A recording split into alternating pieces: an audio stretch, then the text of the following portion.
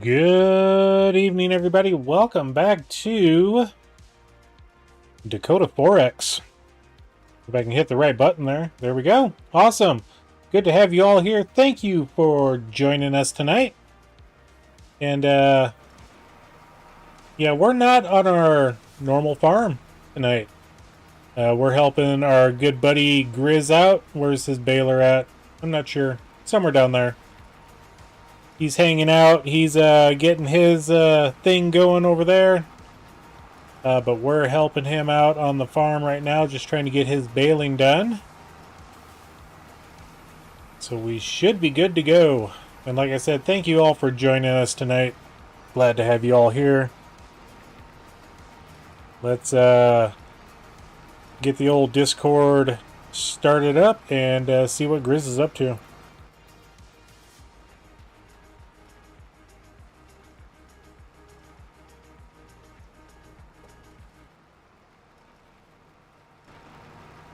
What's up, Grizz? How's it going?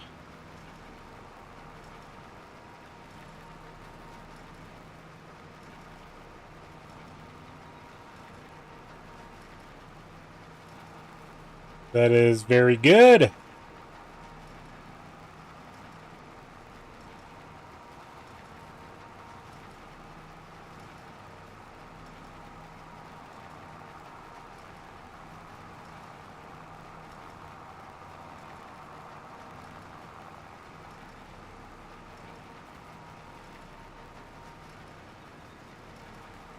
Yeah, my temperature on my computer says 62, but I haven't trusted that thing in months. Excuse me.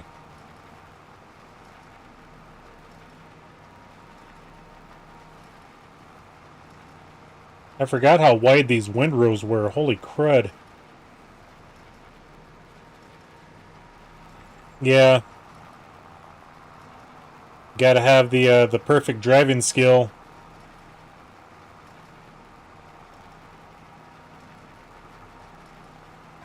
I thought I hit that button, everybody.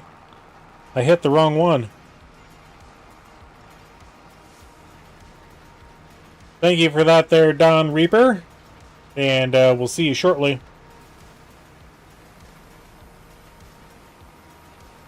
Yeah, I muted the my music and it instead of unmuting Discord. Oh yeah.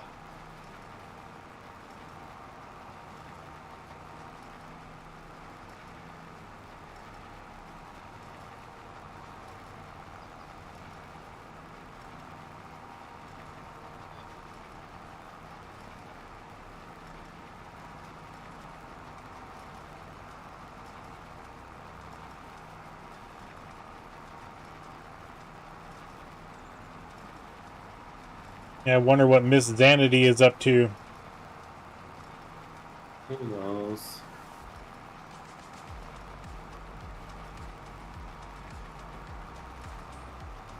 Probably getting ready for the 4th of July down at her place. Probably.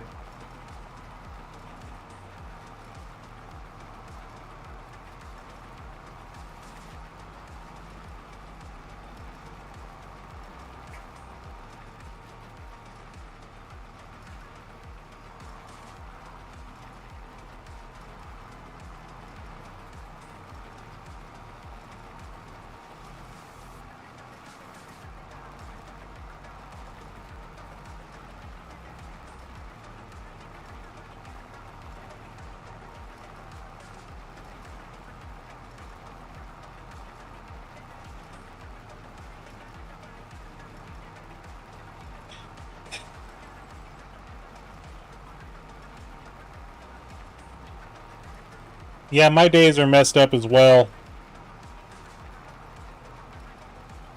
I swear today feels like Saturday because there was nobody at work today.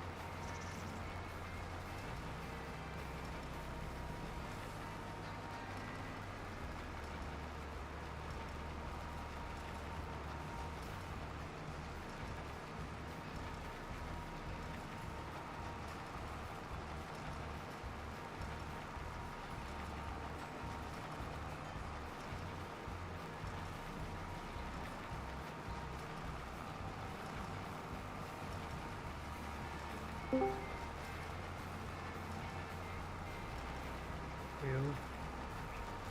What's up, Kenru? not much. Got my food. Yum. It's the small taters, a little bit of meat, and some eggs. So essentially breakfast. Hey, nothing wrong with that. Not at all. Where I come from, we say that is a perfect dinner. Yep. Breakfast for dinner. I mean, there's no rhyme or reason why you can't have dinner for breakfast either, so. I've seen people actually do that. Well, a lot of them, like, you go over to Spain, that's, you know, they eat a big meal for breakfast and then turn around and eat a small meal for dinner. Yeah. Because they use that first meal of the day for fueling the body for work. Yeah.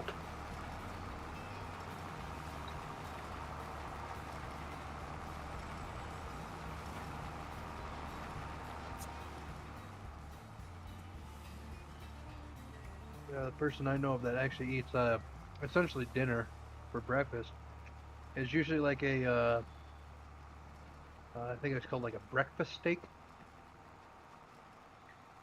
Some toast and some eggs, and he makes a sandwich out of it. And if there's anything left over, he has it for a snack throughout the day.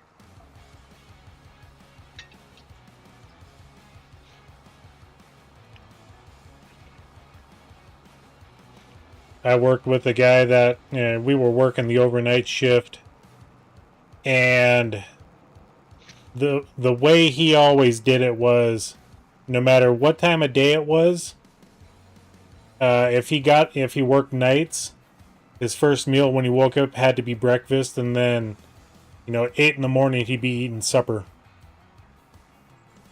or dinner. Okay.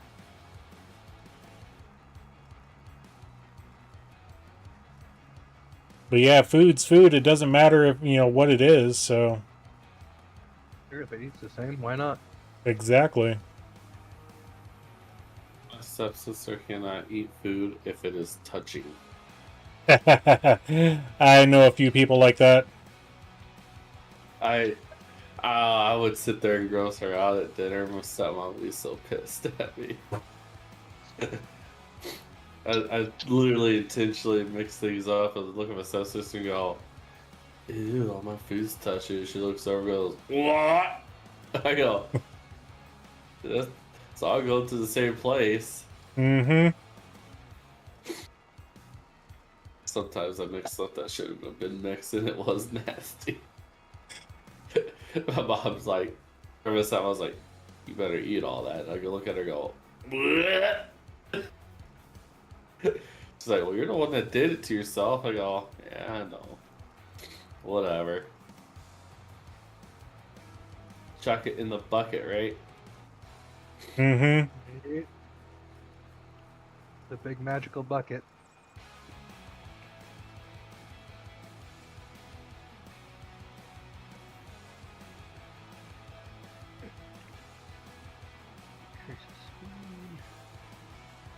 Yeah, when it comes to Thanksgiving, you got the turkey and the mashed potatoes and the stuffing and all that stuff.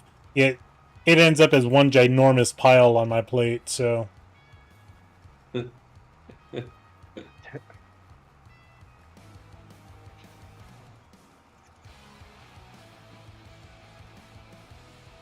probably pay attention to my worker here. Oops. Yep. Moving too fast. There we go. What are you doing over there, Kenner?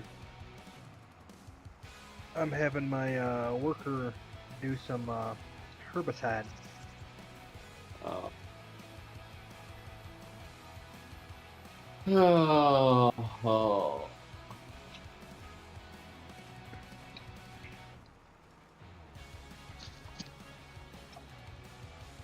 hear that plate, Kidner.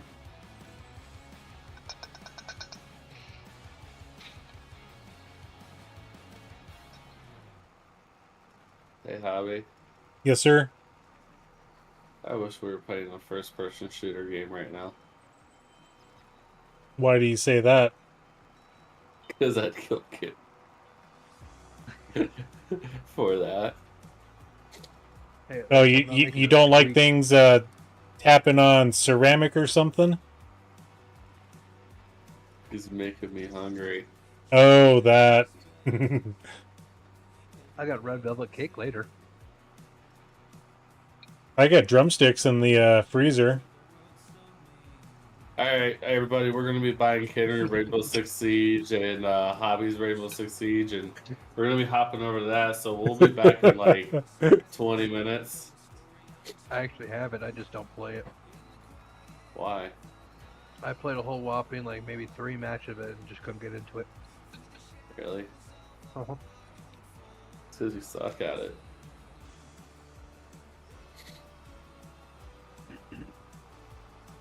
Anyways, Don't worry, I suck at it too.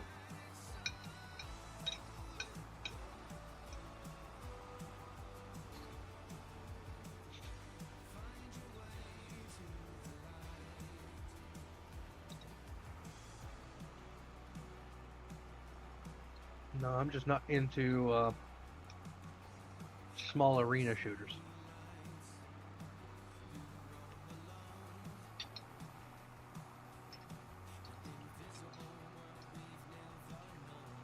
Playing too much Modern Warfare 2 back in the day kind of killed it for me. I played it way too much.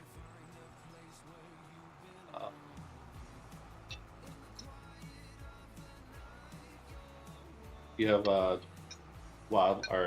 Ghost Recon Wildlands? Wildlands? Yeah, somewheres.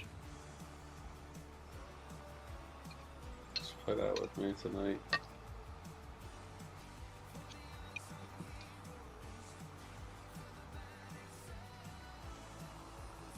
Oh, yeah, speaking of playing and all that, this coming Friday I won't be here. Not allowed.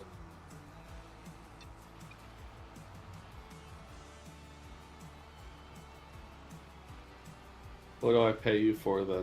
Oh wait, I don't.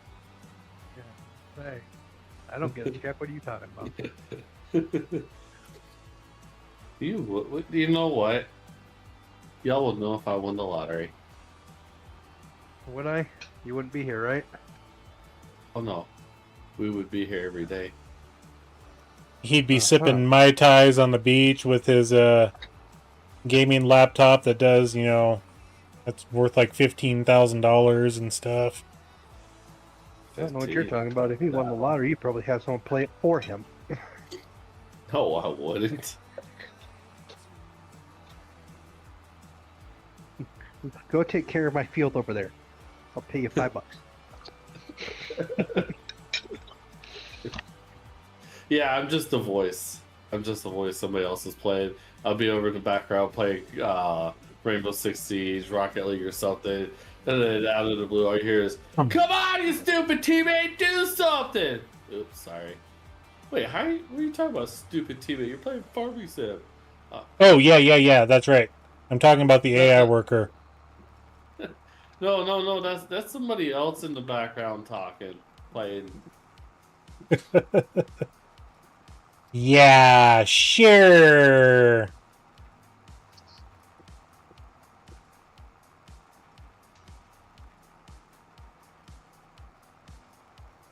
It's not the 4th yet. You're shooting him off too early. I don't care. They were shooting them off last night and the night before over here.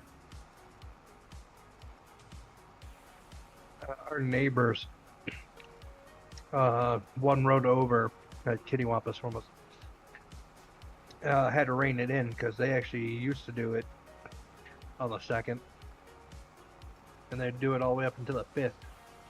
So the cops got called on them. Mm-hmm.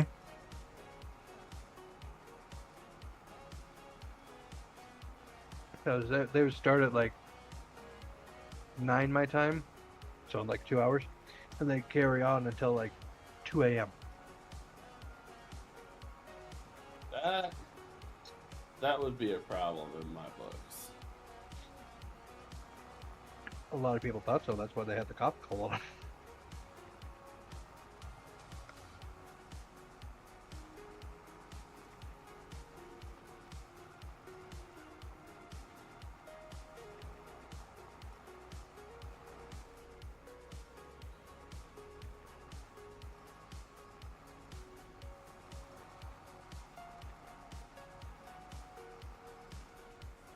Oh, no. You ain't falling on me.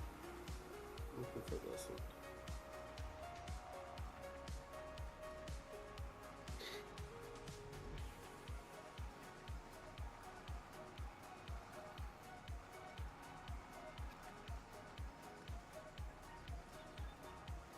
I mean, I'd be that one that would call the cops on it too.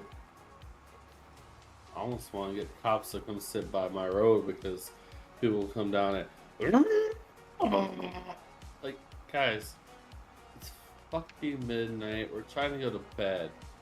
Go do that fucking somewhere else where it's just fields. Mm-hmm. I'm not giving ideas or anything, but I do know someone. Well, I don't personally know him, I should say, but I know someone of someone that you know those inflatable road bumps. Newtonian fluid speed bump. So basically, you drive over it slow, it's soft. If you go too fast, it's really hard. Hmm. Yeah, so someone had put those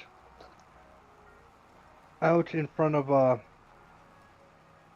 their road because, you know, midnight people would try and race down the street because it's, you know, back road and all that. You know, not as high of traffic. But, you know, butt crack of dawn, they don't like hearing, you know, people revving engine racing and all that. So they put that out there, and someone completely wrecked their axle. I bet you they tried to go and sue that person too. Tried to. But when the cops arrived to check the location for stuff, the speed bump so happened not to be there anymore. You know what was there? The A axle. whole bunch of, yeah, part of the axle pieces, and then a whole bunch of skid marks and all that.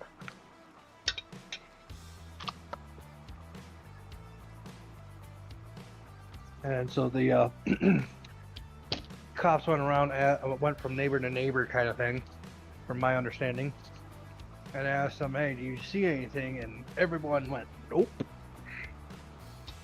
All of a sudden, we heard skid marks and a crash.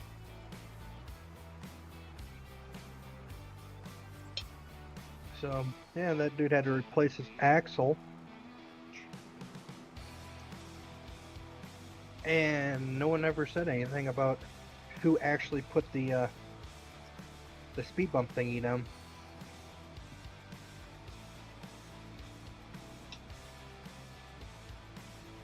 They still don't know who did it. They just know it was someone local.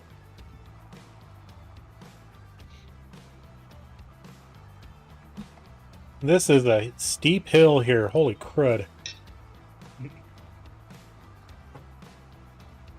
don't know what you're talking about. My land is flat. Get over to this lake and you'll find out.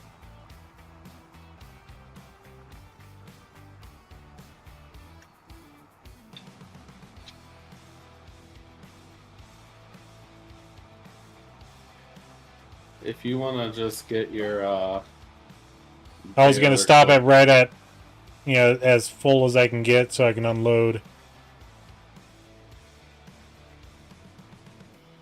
Yeah, because I didn't know what percentage straw you had. Oh, I ain't worried about that. How much do you think you guys got left on that field? We're almost done. Yeah, he's on the last strip. Nope, my baler is at 0%, so I get to unload everything.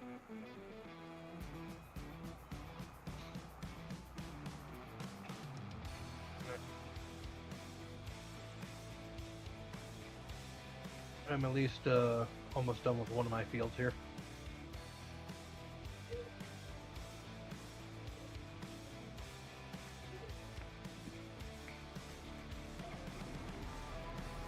Yep, nice and empty.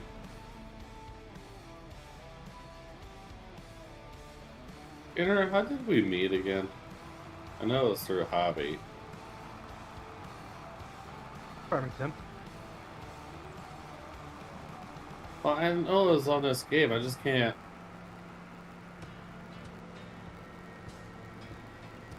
Like you were playing with hobby one day.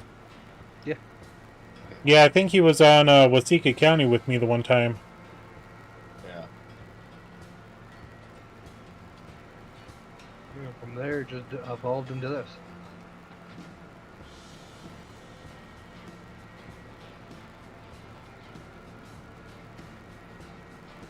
And then every once in a while, I'm on D&D with y'all. Yeah, that campaign ended. Did it? Aww. It was only supposed to be a one-off, but it turned into a, I think it was a 10 session. Oh, that's not so bad. And each session was approximately 2 to 3 hours. That's pretty good. None of us died. Oh, that sucks. I didn't even come close to dying. I did tell the DM who is my friend that yeah, if he straight up murks me in my very first session, he'll never see me play the D&D again. I killed one of my players here 2 weeks ago. They were facing some ghouls and some swarms of zombie limbs. Yeah, she went down and the ghoul didn't care and attacked her for its hit and crit and yeah. I was rough. And she's like, that's actually my first player death or character death. I loved it.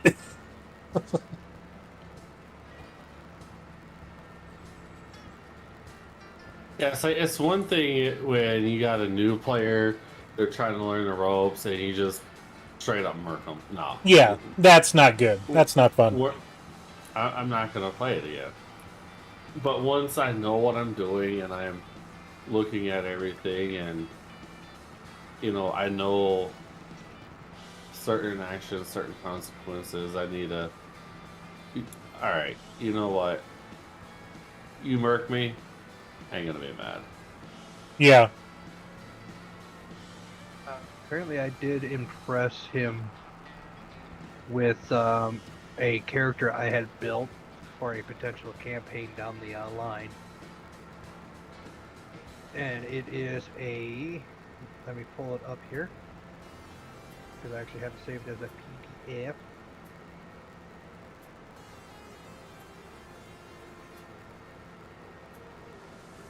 His name is Edvin.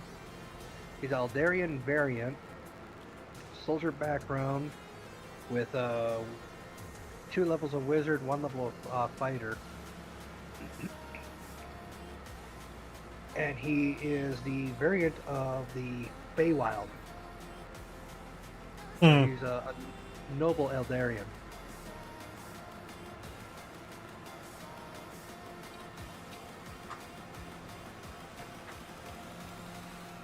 Because of that, one of his traits, let's see if I can find it here.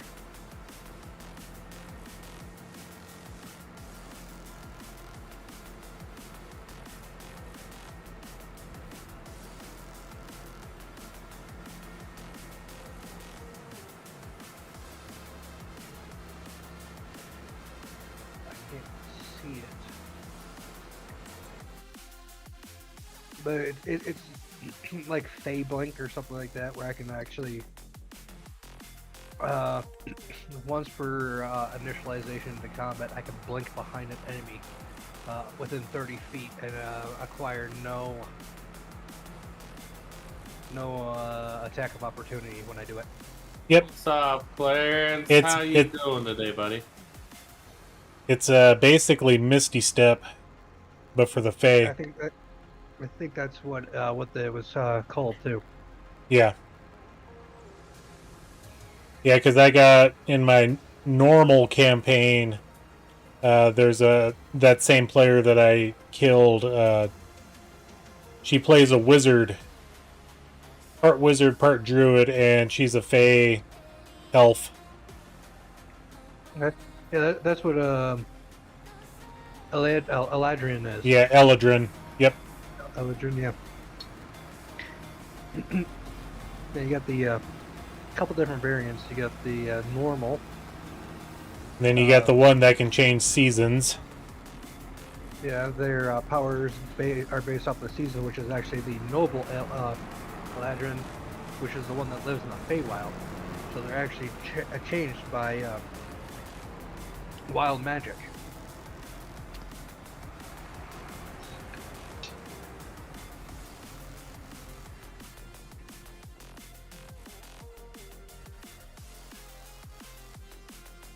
Yeah, my poor wheat field. Wheat field.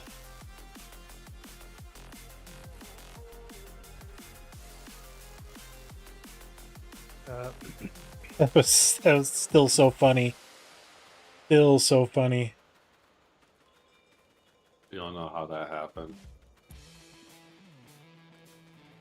But yeah, the way I have my character set up is his AC armor class is 17. He gets a magical, a magic, a movement, and a second strike. Yeah. How'd it happen, Grizz? That's 12. I know. It was still funny. Hello, Rudolph. By the way, everybody, Rudolph says hello. Hi, Rudolph. Clarence says hello. And Clarence says, have an awesome 4th of July tomorrow. I'm gonna go try and jump with some fireworks, y'all. That's what I'm gonna do. Try and jump with fireworks? Yeah, like dip in the air with fireworks up in there. Boom, Yeah, boom, boom. until it takes you out like it did Iron Man 2. Bounces off your chest and explodes. It'd go through my chest. Yeah. Hey guys, where's Grizz? He died. How? He's over there, and up there. He's there. What the fuck? Yeah. Oh, we had one of our jumpers. She was working on her static line.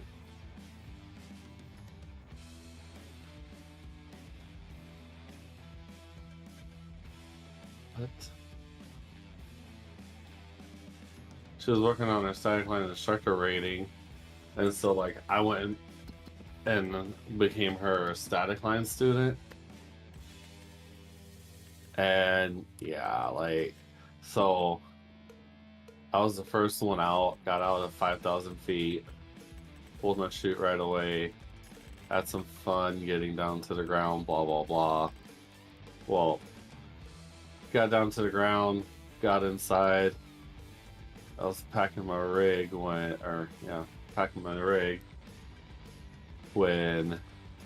all of a sudden we hear an airplane going over the drop zone. And 5-minute warning had already been called like 5 minutes ago. So we all get out. We hear one of the other jumpers go, "Do they know there's a plane going or buzzing the drop zone right now?" We radio up to the plane and let them know, like, "Hey, there's a there's a plane buzzing a drop zone, and so he's like trying to stop them, and you just hear the pilot go, "Yeah, they're already out on the strut." And we go, "Crap." What we didn't know is that when she was like the one that was doing her static line instructor rating, when she was getting out, she happened to look down and she saw the plane, so she just stood there and took a longer spot than what she would have because of the plane. So we're like, good. But yeah, it's like one of those worries when you know you got jumpers in the air or gonna be in the air, and a plane. Yeah. I mean, I forget how long ago it was, but they had the two skydiving planes do a mid-air collision.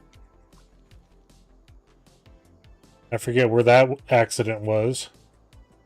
Probably 11 people were in it. Yeah, I think so. And one was actually on the strut getting ready to release as the plane came up and bounced into him. Yeah, no, that plane didn't come up. The plane that you saw the video, what happened was it went into the burble of the other plane, stalled out, and then. Yeah, I just forget exactly what all happened on that, but yeah. To be hanging on the wing and all of a sudden the two planes come together and they're both, that could have been very bad.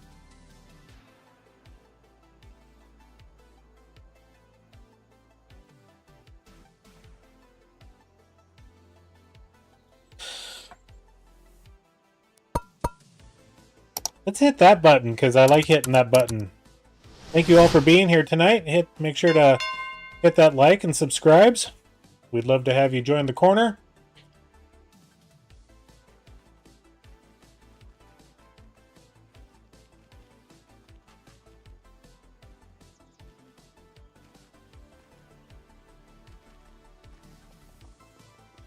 We got out, obviously.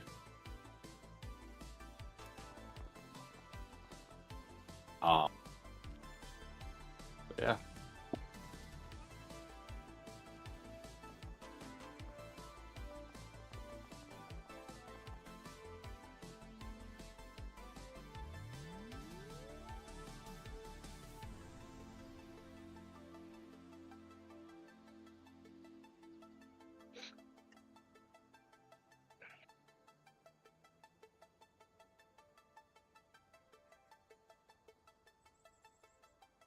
Yeah, I don't know what it is with my YouTube stream tonight. I don't see my chat on my analytics page.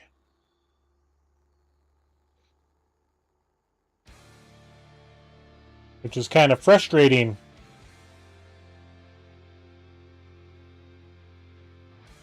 Yeah, I don't know what it is with my YouTube.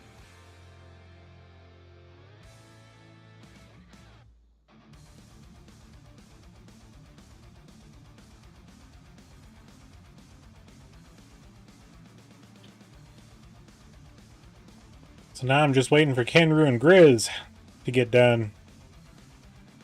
Just call it the fails, man. I know you are. And my worker's finishing up on the last field now.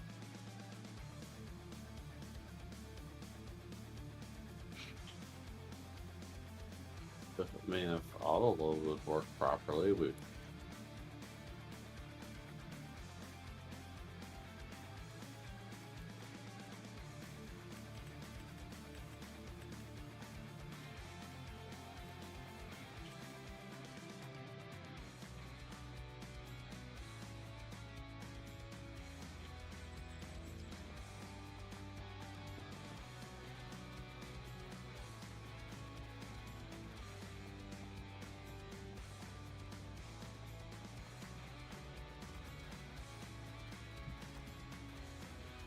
Hey, where's that gizmo at?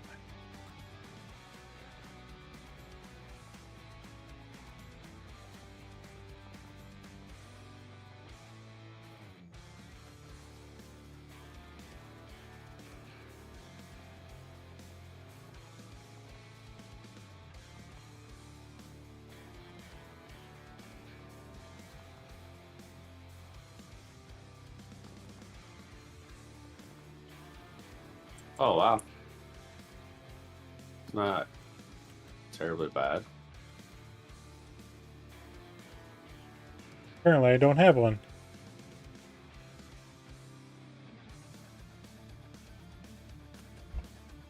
I thought I did.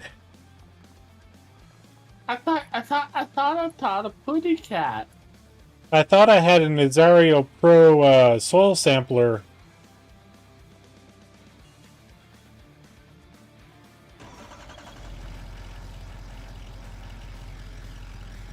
Whee!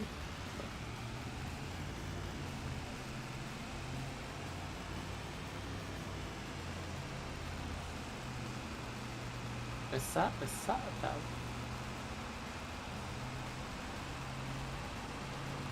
Oh.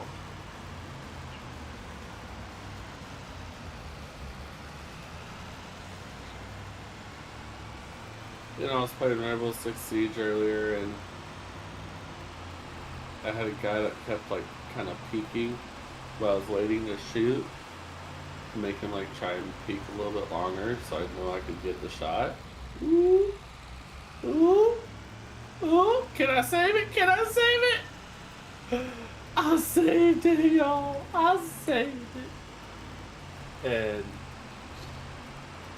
this is why I hate when I have teammates just around me, because instead of like protecting your back or anything, they see you shooting and they're like, ooh, let me peek that. And just as the guy was peeking, my teammate ran in front, and that's when I started opening up fire because I was happy with how he was peeking. It literally got in front of me at the wrong time, like obviously at the wrong time, because they ended up dead before I killed the other player. That's funny. In Rainbow Six Siege, you can sit there and go, oh yeah, that was totally intentional, and you know, or you can forgive them, like, yeah, no, that wasn't intentional, blah blah blah, that was my fault, you were shooting at an enemy and I ran in front of you like a dum-dum. Yeah, that person didn't vote to forgive me for that. And so I had to tell him, like, you were the one totally at fault for that. If you would have been paying attention, you would have realized I was already there peeking a corner, having a sick angle, and waiting for the guy to actually do something. Like, you can't blame me for trying to kill the enemy player and then you run in front of me like an idiot. Like, keep an eye on where your teammates are running, and if you're not in a voice communication with them, don't run in front of them. Like, it's that simple. Because if you were in a voice communication with me with, hey, I'm going to go in front of you to try and get in there, I would have been like, 1 second, this guy's kind of been peeking here and there and whatnot, and I think he's about to peek. Yeah. But I want to get in on that kill.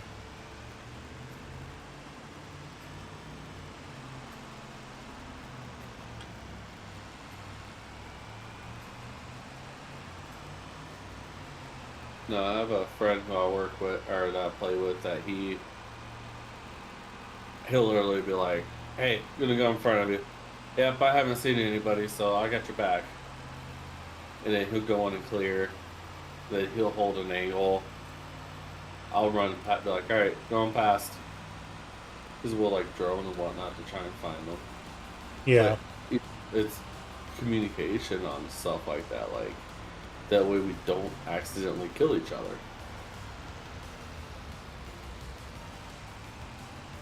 But that's why I hate having random teammates sit by me peeking the same hole as me, because it's like, you don't need to peek the same hole as me. I got this peek. Now, if I'm peeking left side, peek right side. That would be a different story. But most of them come up and you're holding a angle and they won't get in front of it.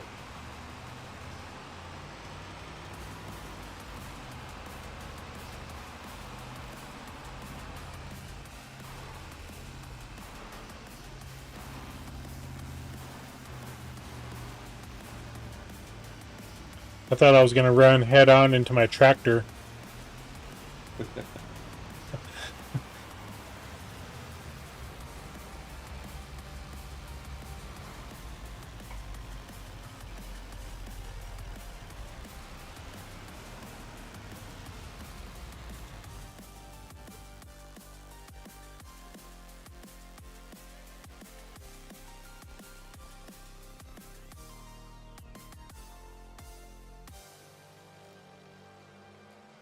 I should have only one more pass to you and then the border, and I'm done.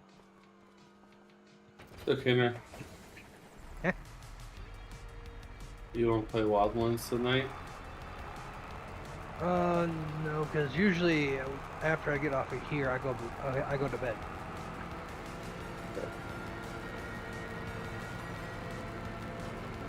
Yeah, for once, Grizz doesn't have to work on a Saturday.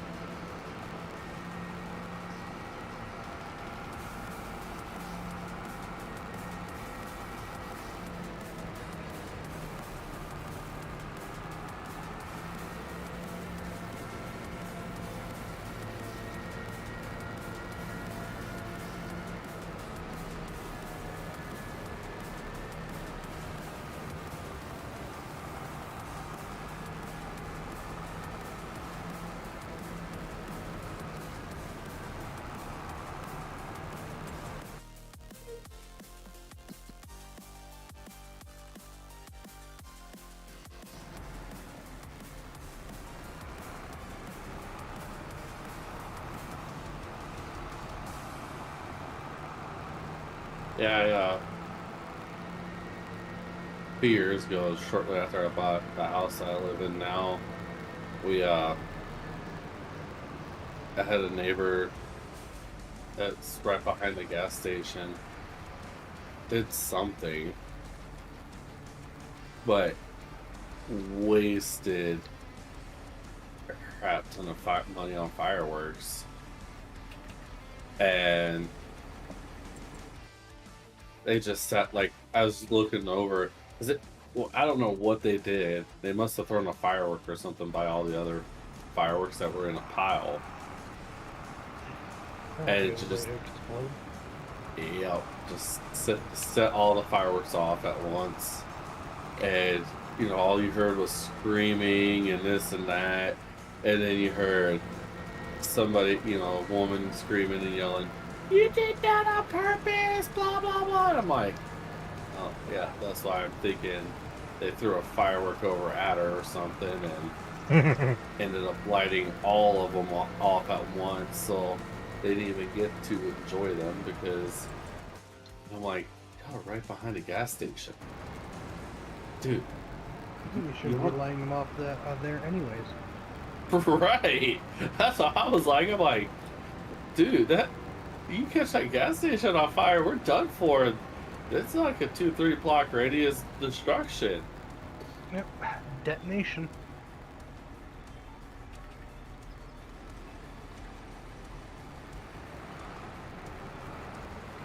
Should have called the fire department out there to be out there just in case.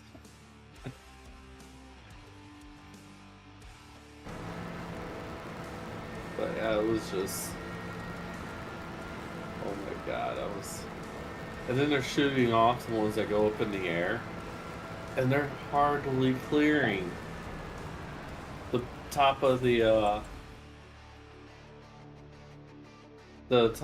gas station. I'm like, those are some real Chinese fireworks, man. Y'all need to not get those again.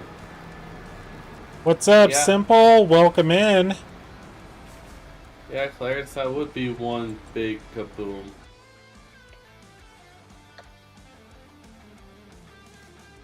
And my house would have been affected by it too. Now here's my question.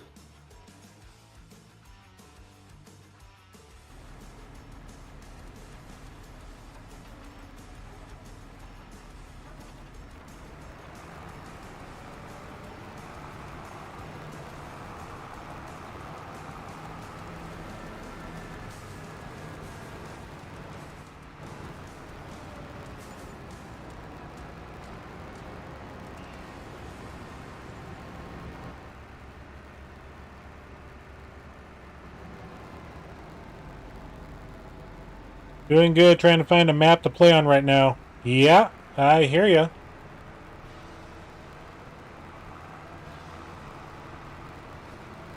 I hear you there, good buddy.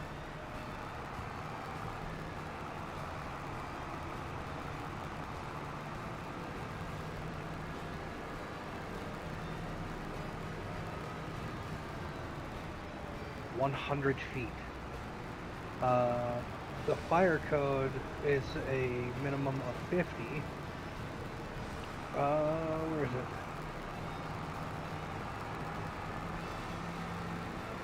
The state itself, or the city, most if not all cities within Arizona require a minimum of 150 feet. For any consumer fireworks, within the zone, it is prohibited.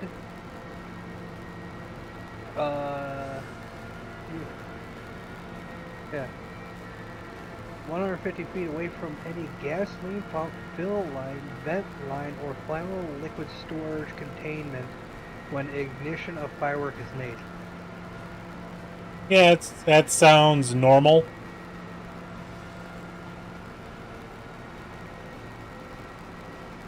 So, back where I grew up, technically us having fireworks that go up in the air was illegal. Yeah, certain states still actually have that. However, Nobody ever worries about it. if you're doing it, so the cops will come out there if you're shooting off fireworks when it's not the 4th of July. And it's like that. Damn. You ready for this one?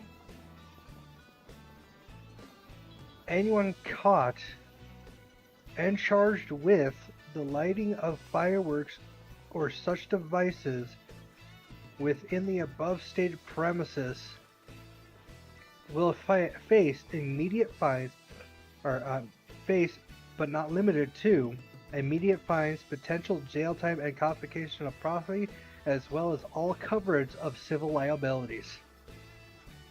Basically, if you burn somebody's house, no matter how much damage, you're liable for it. Yep. Depending on the city itself, they can fine you anywhere from $150 to $1,000 per incident. Phoenix, Arizona, apparently, is actually up to $2,500 and up to 6 months in jail.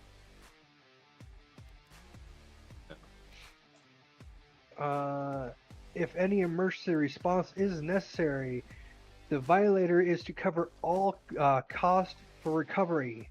Mm-hmm. Any damages to property, up to $1 million is to be paid. Yeah. That's nutty.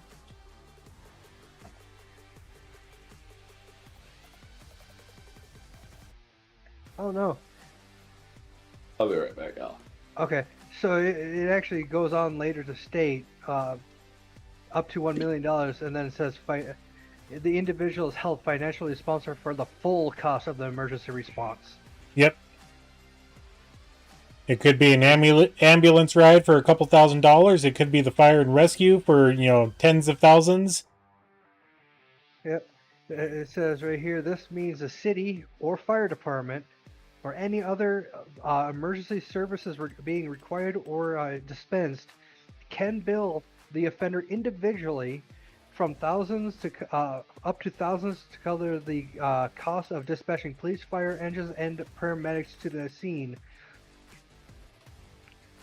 The cost does not stop, but is initially estimated at $1 million. The overall price can exceed upwards of $150 million. Yeah, it depends on, how big of a fire you set off, Yeah, if you set up a forest fire and they have to take care of it, guess who Oh, gets to pay every single penny? Yep.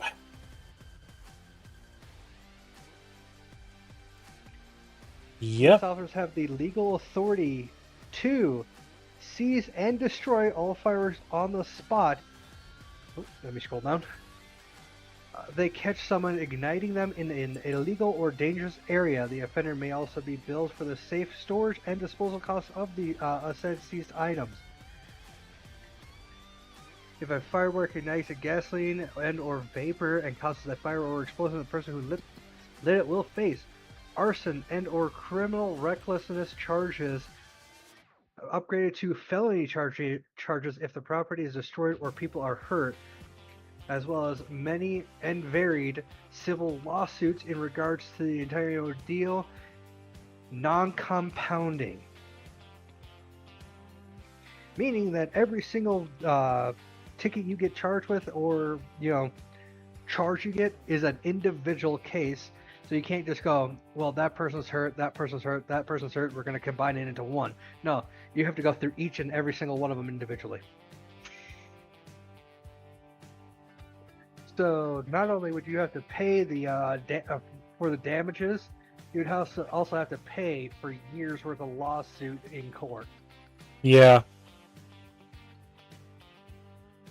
Because they treat it as an individual case, not as a singular thing. Which, if you're rich, you're no longer. Yep. And good evening, Clarence. Thanks for coming in tonight. Your favorite candle is a Roman candle, huh? Nice.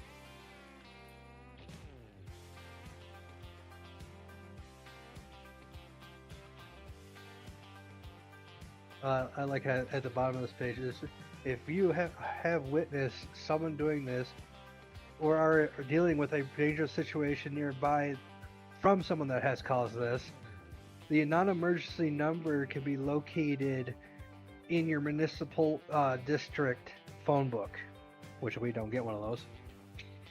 If it is an emergency, call 911. Well, duh. Yeah.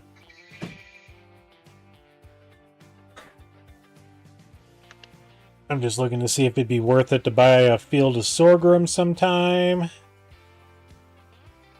Probably check on my worker now. Yeah, they're done. Yep, they're done. Dried corn is at 11:52.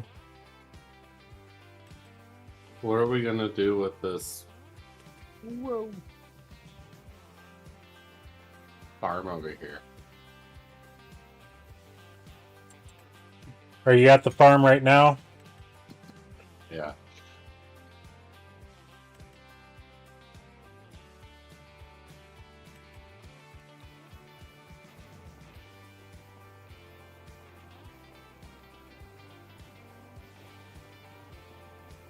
Just leave it until we get another person, they can take it over. Yeah, I'd say just leave it. Ain't gonna hurt nothing. There's no crops planted in the field, so it can sit barren.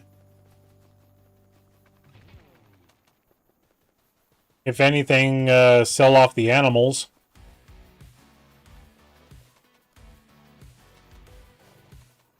That way we don't have to worry about coming over to feed them. That'd be the proper thing to do. Here, help me move these over into storage. Okay. Let me speed up my speed.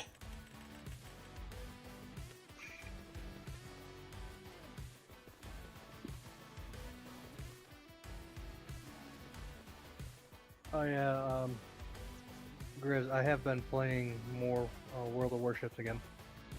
Oh. Nice.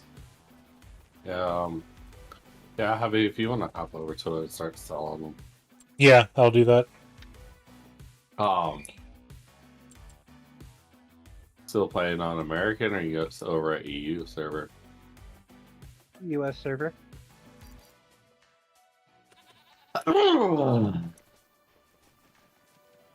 And I forget what. There it is. Okay. I think my highest ship now is like 7. At the North Carolina now. I got the Northie. Yeah. Okay. Okay, why can I not? Let me, we'll do this.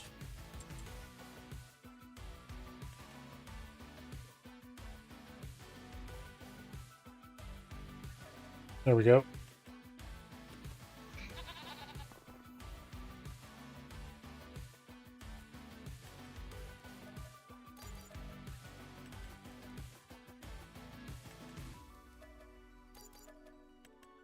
Yeah, considering their health was bad.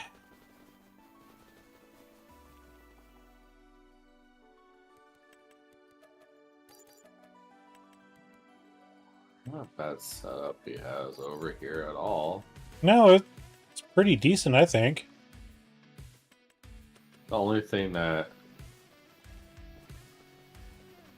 There's a building over here, you want to sell it. It's in a field. Right by this big silo. He kind of didn't listen to me. And I told him, like, you can't place this on a field that you don't own.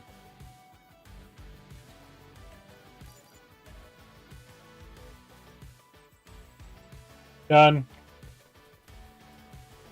Alright. Otherwise, everything's put away.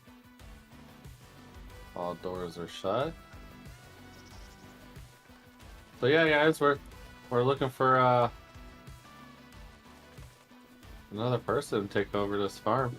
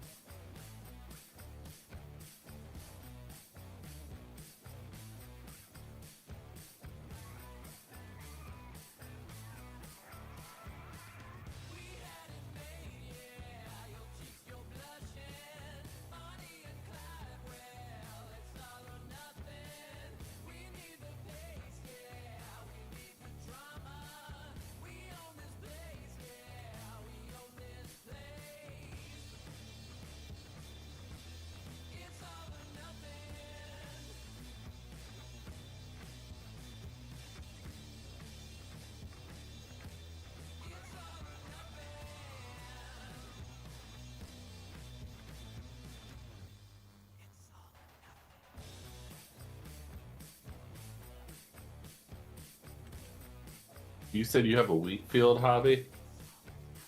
Yeah, just the one that is at stage 5 of 8. I am ready to go when you guys are. Yeah, give me a hot second. I'm doing a beautification project on the farm over here.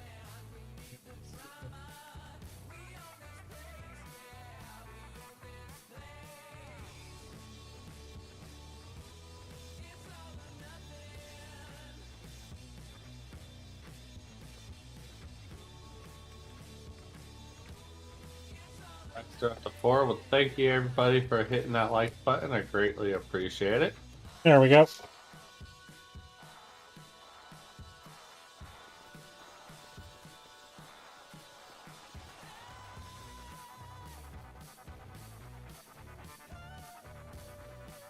I like it. Cool. All right.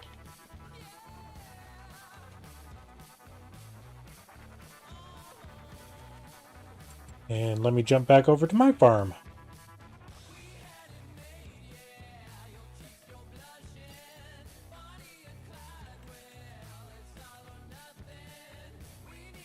And look, you guys even have $275,000 to play with.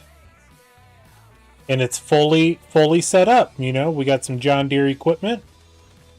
We got the John Deere sprayer, some tractors. I know there's a John Deere harvester over here. So yeah.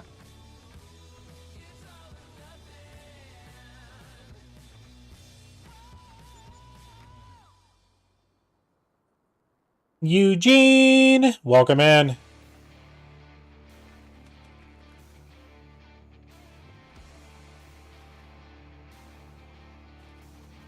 Okay, gotta let it load up.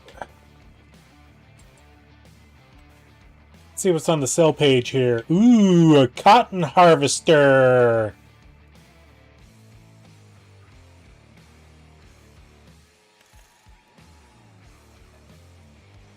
One second. Yeah, 1 second.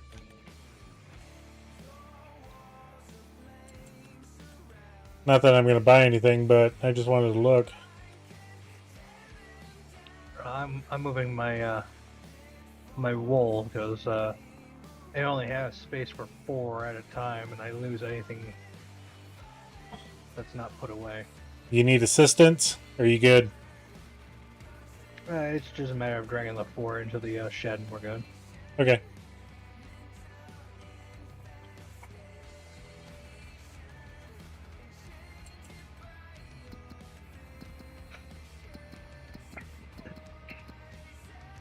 Okay.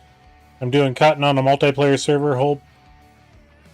Fully right choice. Yeah, I hear you there. Yeah.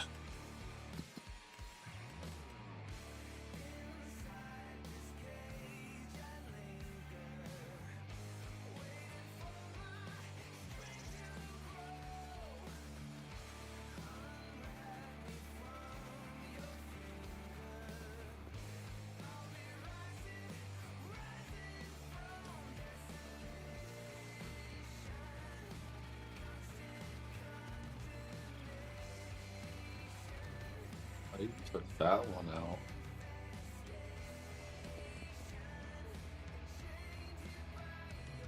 What are you talking about? Nothing.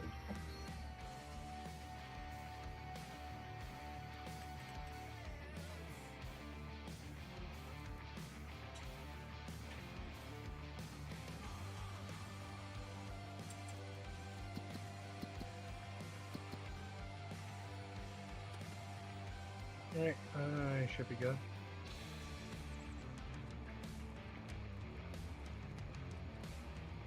Oh, cool.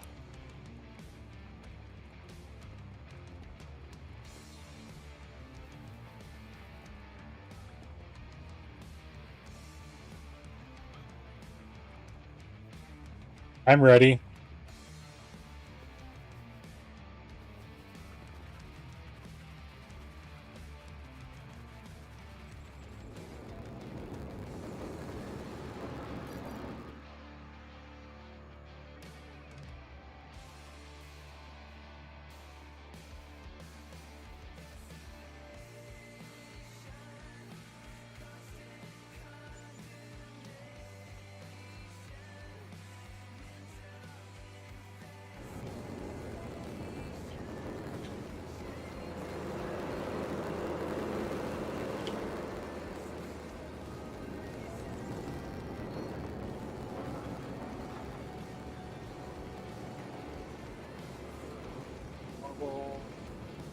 I hope this field isn't messed up.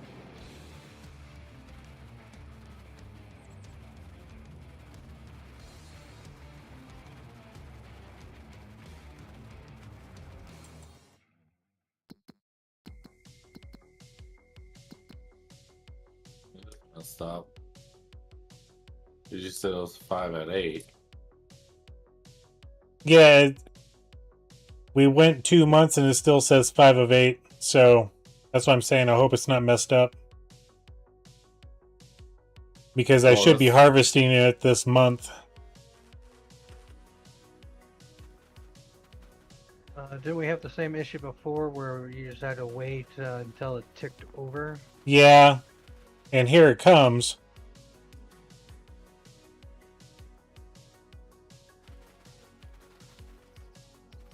Still 5 of 8.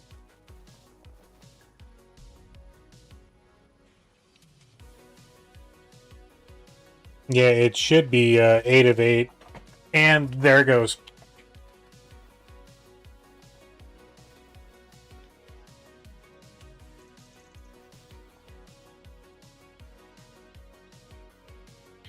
Oops, one too many. Yeah. Yeah, I happened to look at your screen and I saw that you were in the field thing, so I was like, okay. Okay, now I was hoping for a different reaction, but I put it to dead. Like, yeah. There it goes. Now And there it goes. And there it goes. It just gets harvest ready. Went straight to dead. That's hilarious. I'm gonna work on my grass then, because mine is at 5 of 7.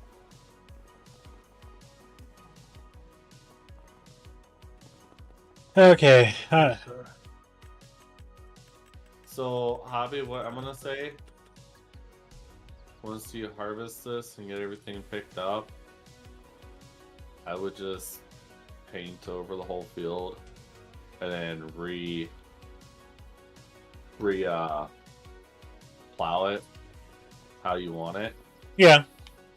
And then I would say plant wheat in it again. Yeah. That way we can see if it's wheat's messed up on this map or not. That was kind of the intent. I needed a field of wheat anyway, so... Okay, we are going to rent this guy here. And I don't care about the capacity, engine setup, or any of that stuff. Hey guys, guess what I gotta do again?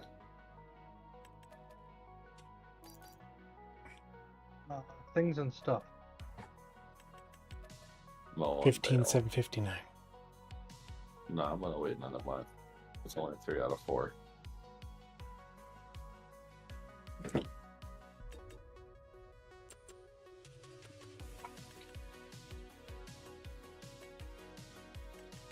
See, our problem, guys, is why we don't fill up both, so we can go through all this hay that I have right here.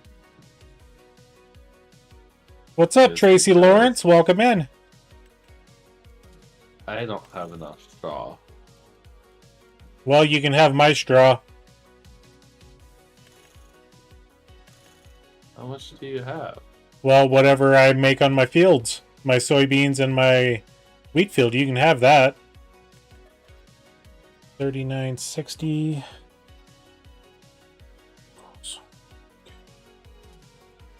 The only thing I don't like about this barn is it's not holding enough mineral food. Do you need mineral feed for the TMR mix? Yeah. I just couldn't remember if you did or not. Yeah, this barn does not hold enough for it. No, like compared to the rest. Hold on, everybody. Yep. I'll be back in just a minute, everybody. Okay.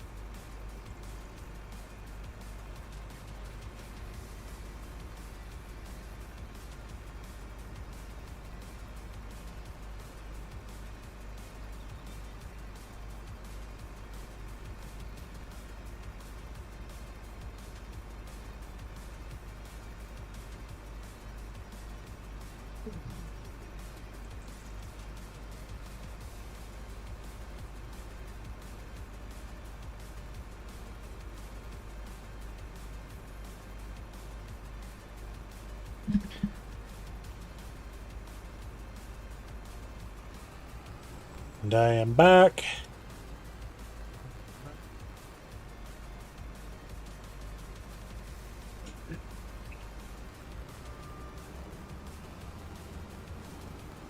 Let's see.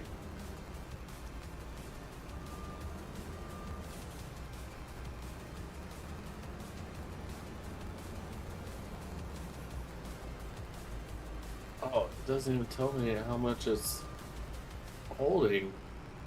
It's saying 0 out of 0. What the heck?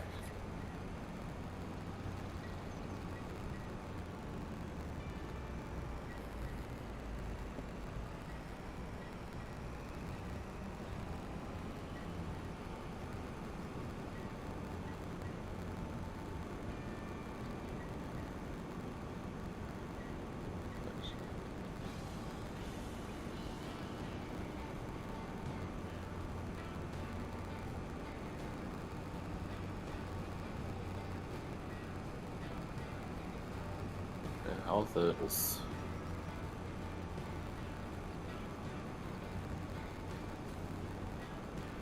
Your feed burns are messed up.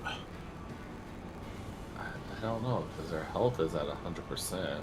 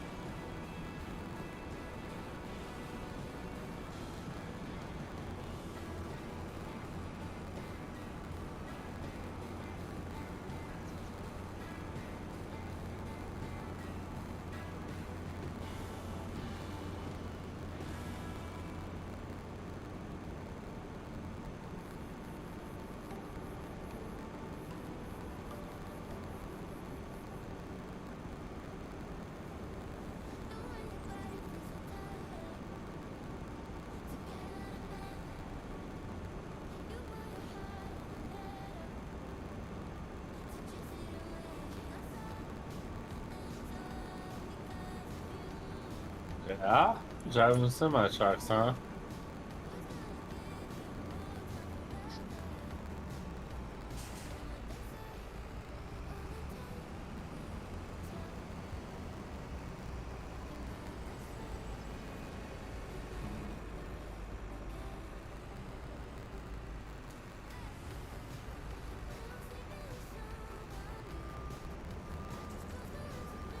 It's fun driving those things around.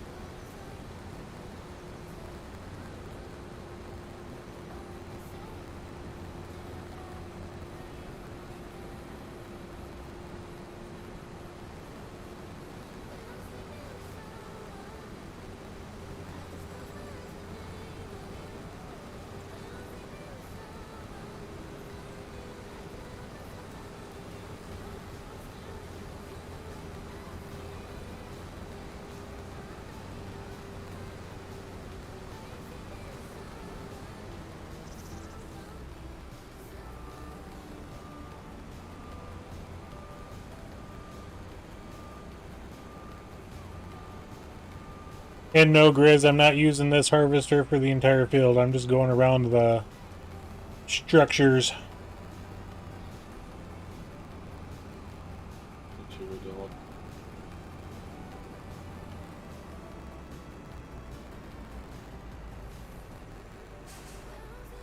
doing.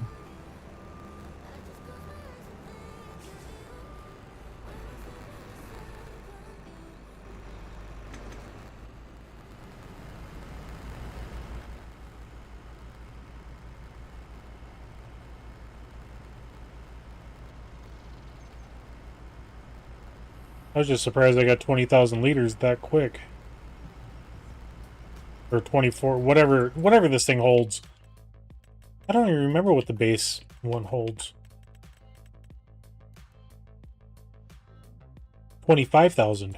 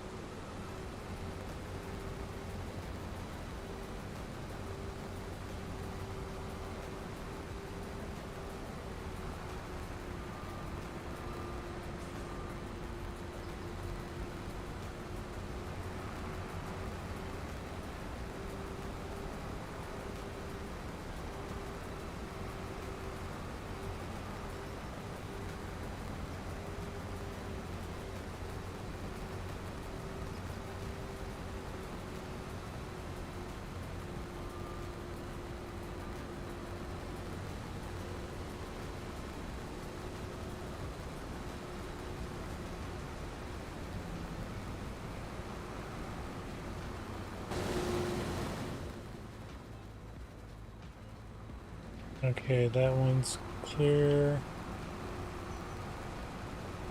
Hi!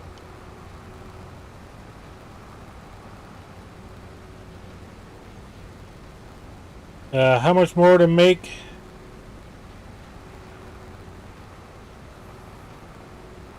How much more do you make with the grain dryer? Oh no! There goes all my pallets of bread. Depends on the crop. Soybeans, it's a killing on this map.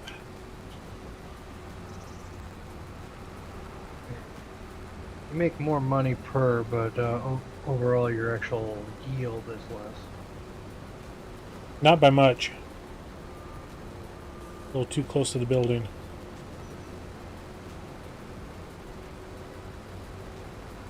For soybeans, I think you can sell outright for like $1,000 per 1,000 liters. You know, give or take a little bit. With the grain dryer, it's actually like 4,500 per 1,000.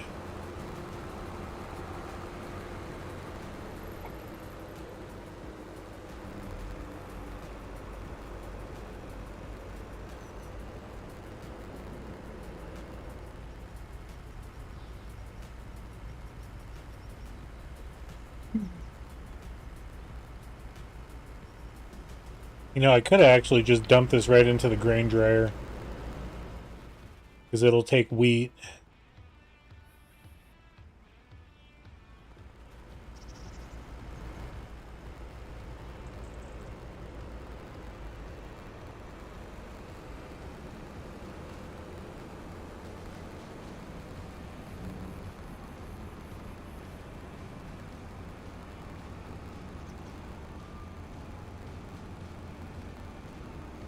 Alright, we're going to get rid of this thing.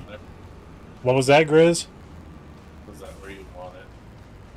Yeah, just go ahead and store it in there for now. Alright, now we can get to the normal ones out.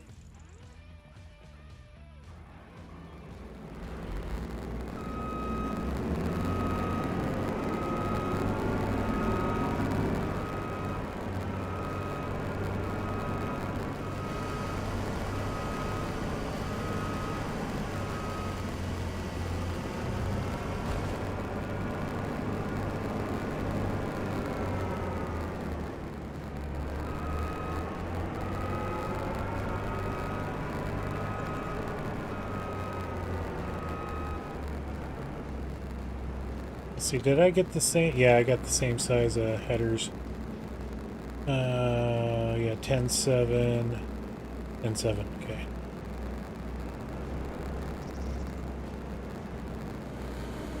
Oh, and I forgot, I gotta...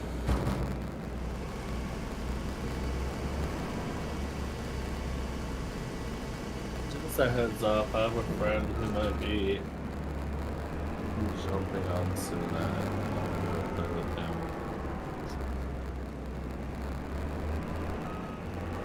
Okay.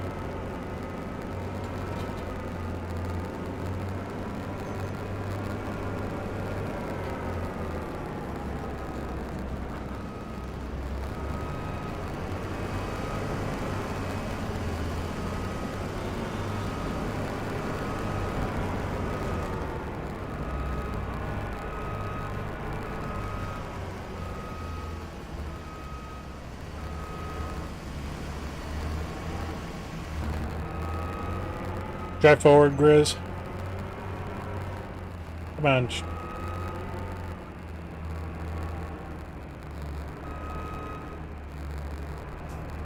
Can you get it?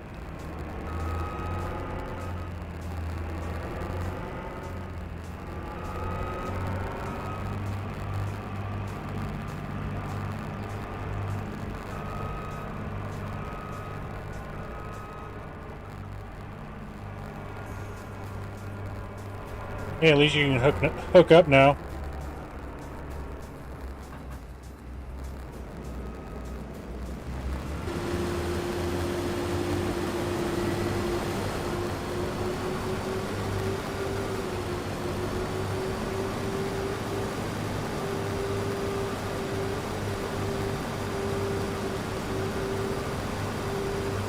Yep, any day he'll get it. And he got it.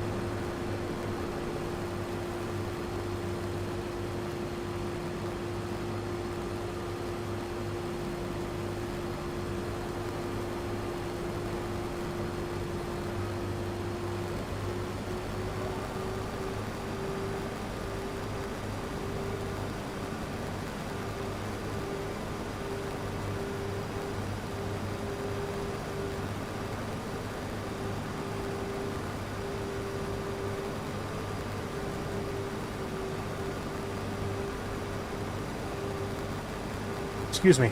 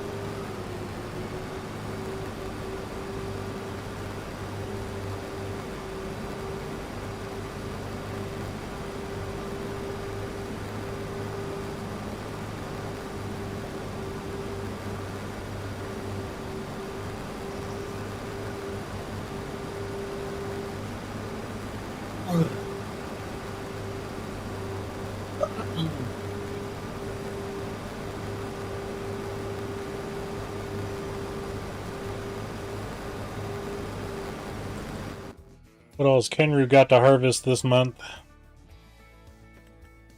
I am currently rowing up my grass, and then I have to bale it. Nice. After that, I don't have anything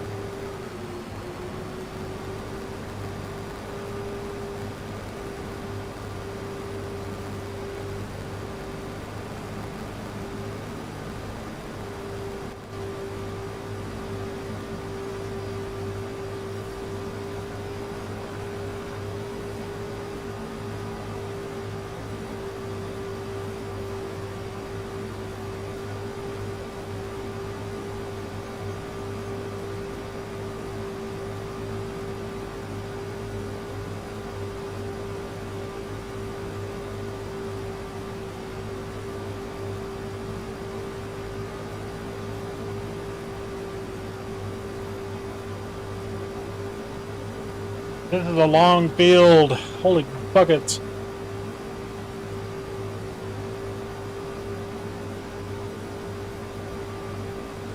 I'm already at 86%. Yeah. You're at 87, 88. Hopefully I can make it to the end.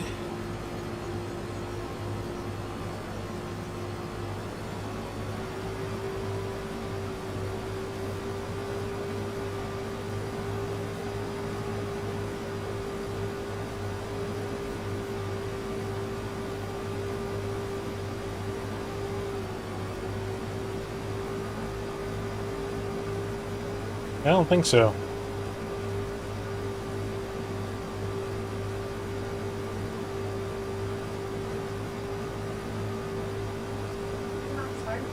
Yeah, I took a look at it. It's okay. Well, Full. I'll be waiting.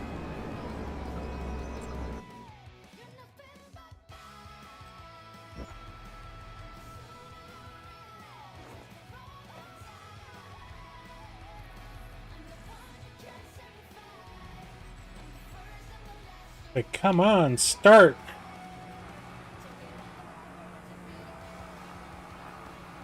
Coming up to you. Give me 20 seconds.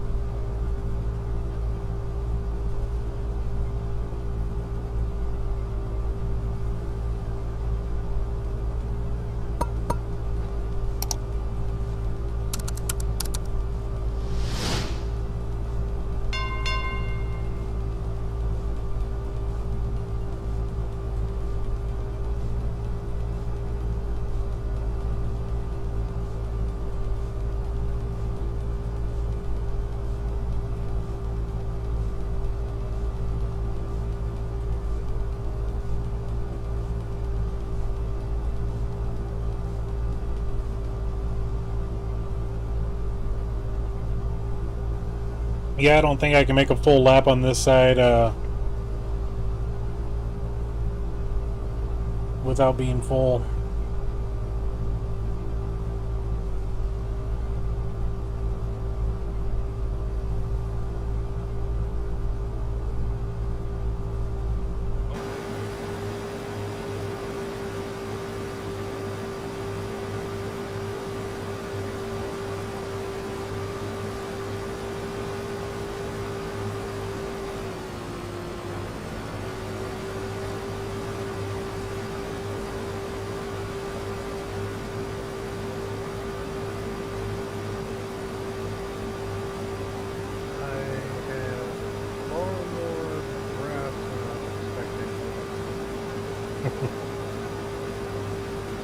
I have only done 2 rows of this tiny portion. I already got 5 of the hay bales that are 150 centimeters. That's 5,500 liters. Dang. And you did the special grass, didn't you? Or I shouldn't say special grass, but it's like, isn't it a different crop type? No, this is the base game grass. Okay. Okay. Then there's a different map I'm thinking of that has a different type of grass. It could be a meadow grass, I forget.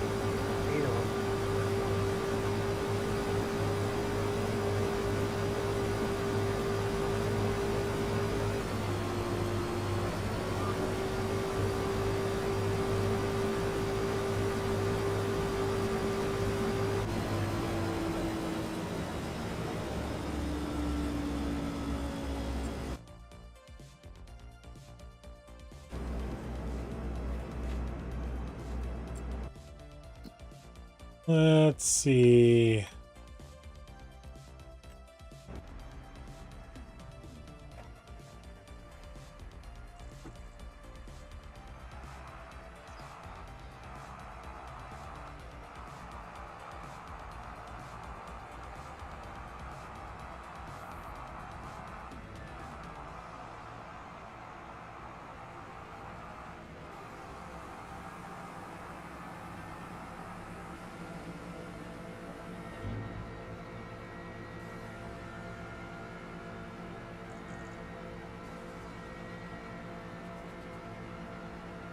Yeah, go talk to Mama.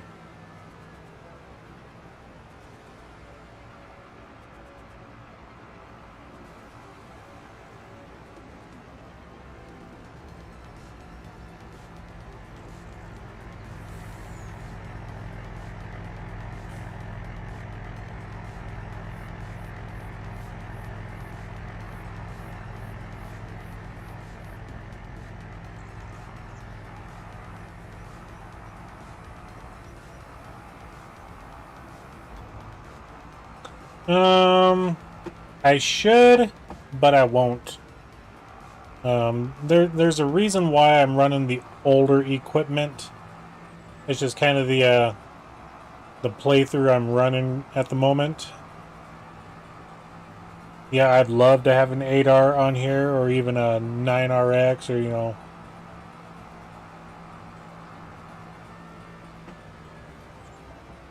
But it just doesn't suit the playstyle I got at the moment.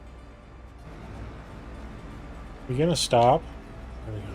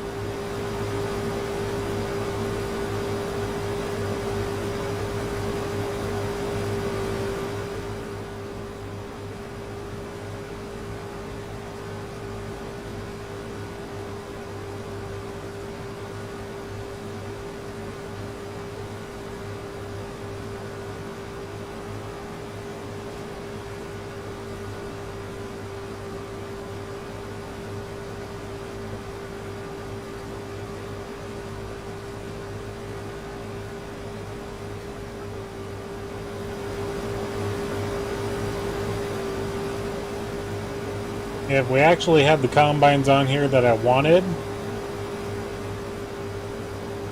this one would be a John Deere 8820, and that one back there would be a John Deere 9600.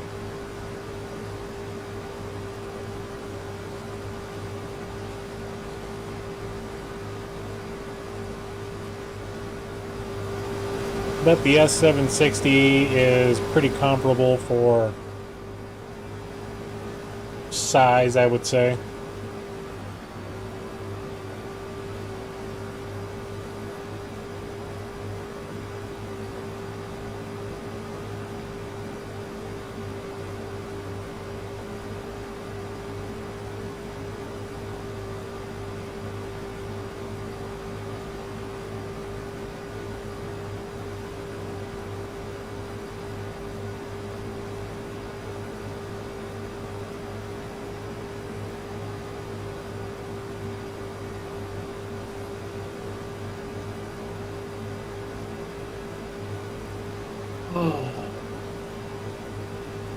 Somebody's not using GPS.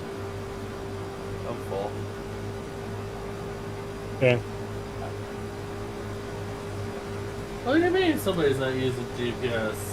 There was a squiggle line over here. Huh? Where? I don't see it.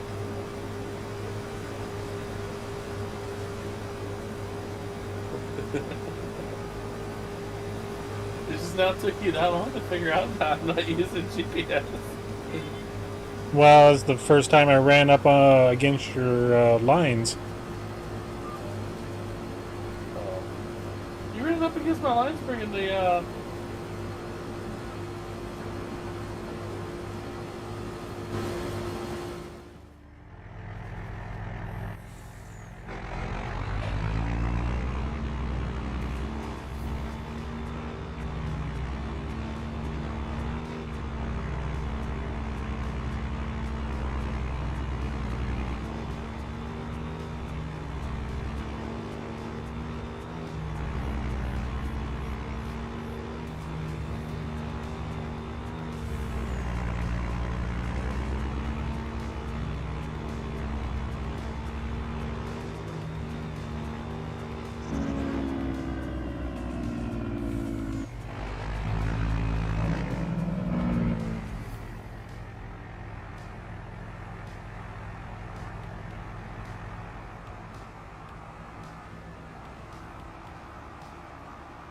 We're actually getting a decent yield on this field, I think. Yeah. Even though it's like mostly silty clay.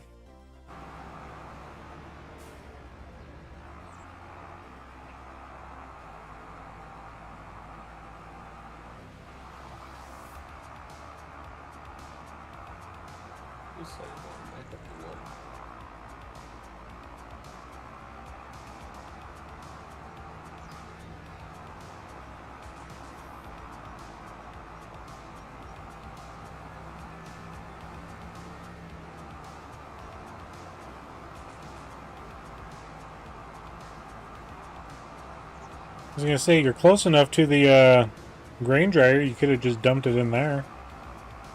Huh? What? I'm not paying attention. I know.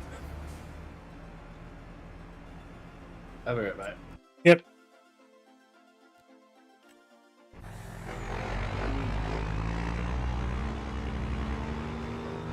Oh! And hello, Farmer Roland. I know I saw you pop in, but I was busy doing something. I forget what it was.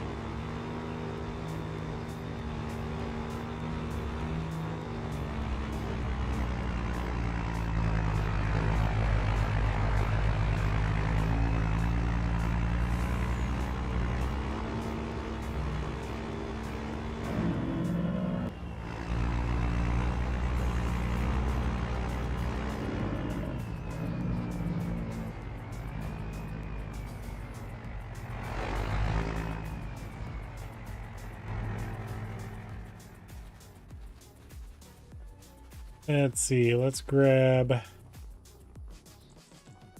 this guy.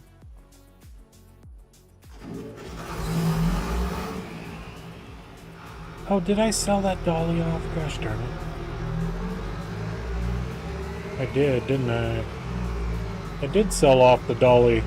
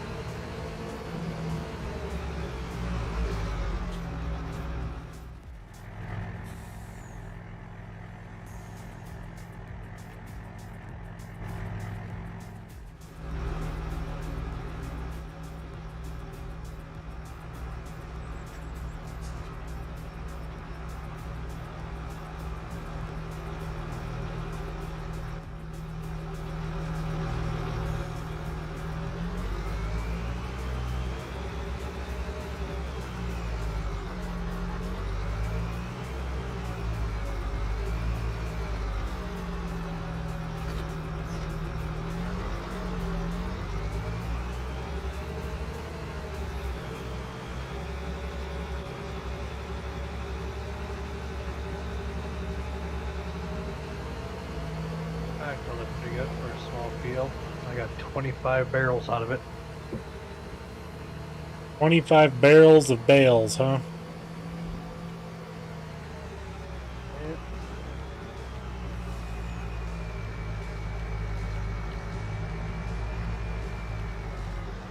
Yeah, 25 of them, each at 5,500 liters.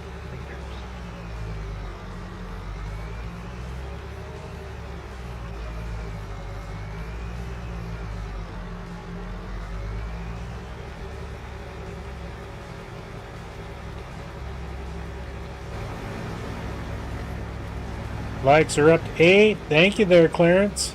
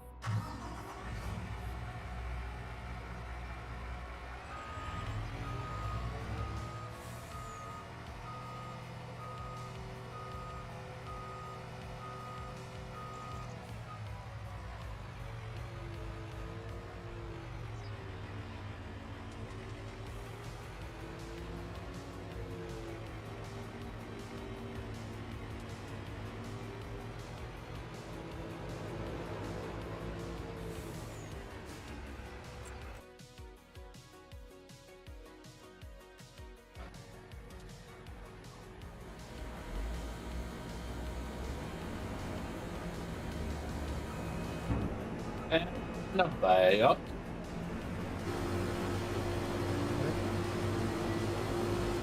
Guess who's back? Grizz again. Guess who's back? Back again. Grizz is back. Grizz is back. Grizz is back.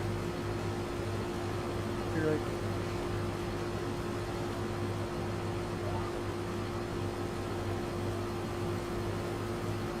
We're not fit singing a song and it doesn't have the beat, so.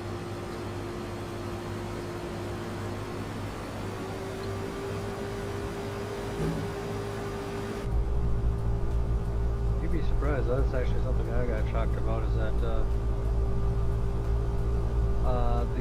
song "Happy Birthday" is copyrighted still. All you have to do is sing the lyrics. Here.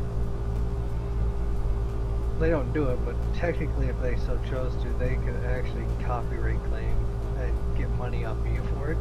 Yeah. But everybody sings happy birthday, though. Surprisingly, it's actually the most sung song globally. Mm-hmm.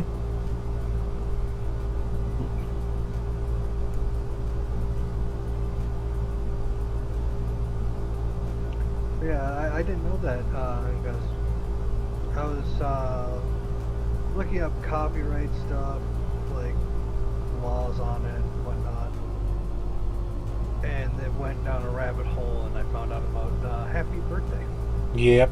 the Happy Birthday song. And the look I had on my face probably would have been priceless, because it was definitely a what the hell kind of movement. Why is this song copyrighted? Yeah, it's what, 50, 60 years old? At least.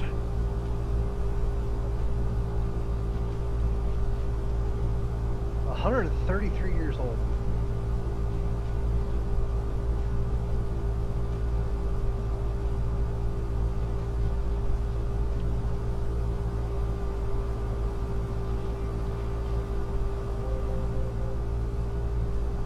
%.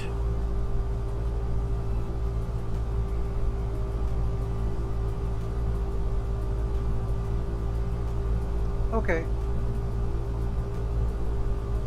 So I was wrong. It's no longer copyrighted. Mmm. In 2016, it became public domain.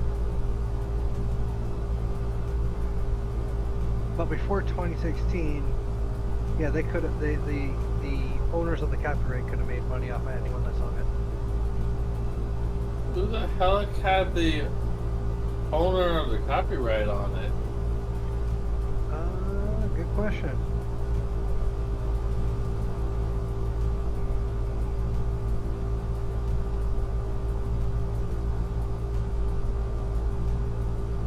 Warner.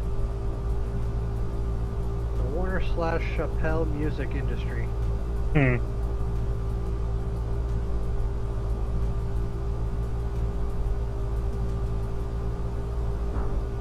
They had acquired the rights to it in 1988.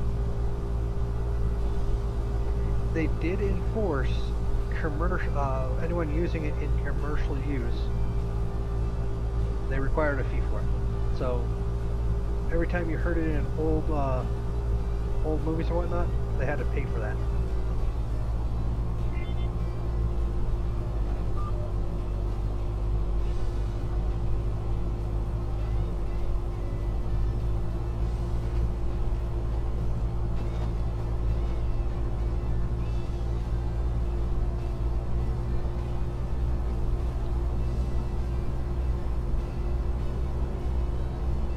Amazing the type of things you find out when you go down rabbit holes.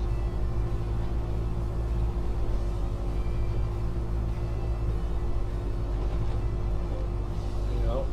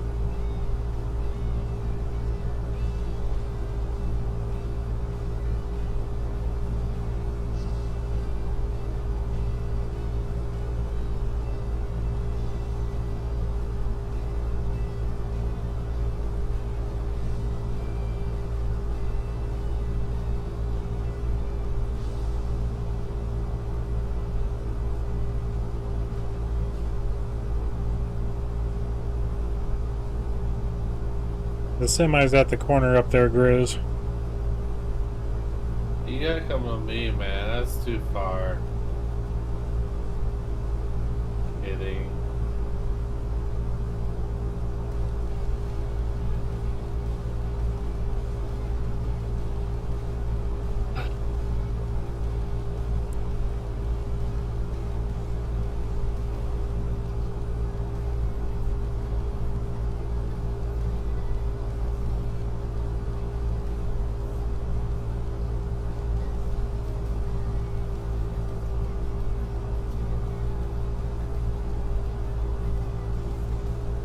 So I wonder why it changed to becoming public domain now then.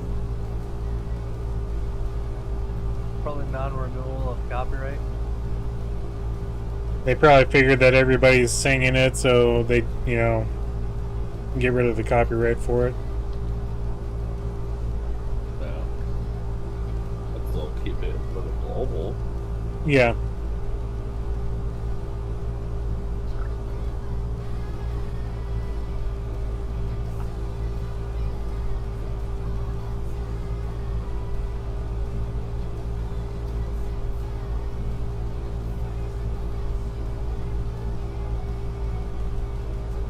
Well, it depends on that. They're simple if the owner wants to renew it, because they can be renewed, just like patents.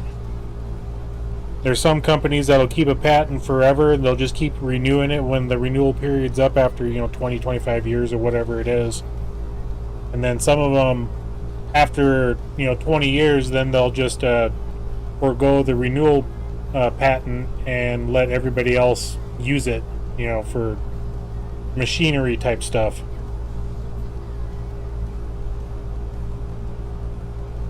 Okay, here's the reason why it was made public domain, and I'd have to dig further into it, but it looks like a case of take the money and run with it.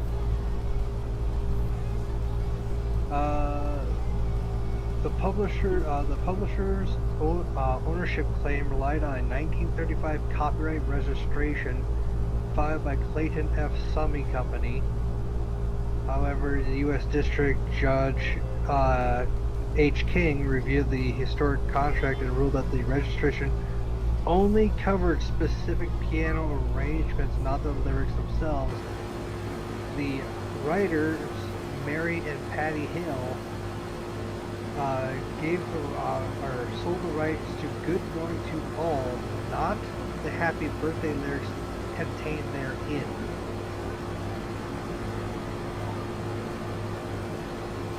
So basically, the company that bought the rights to Happy Birthday never actually bought the rights. In 2015, a federal court ruling proved that the music publisher never actually owned the copyrights to the lyrics, and since there was no direct descent that could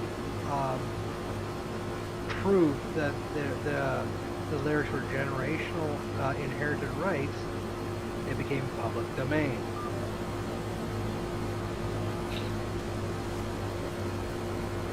Which I do know inherited copyright or generational copyright was a thing allowed back in the 1920s to 1950s.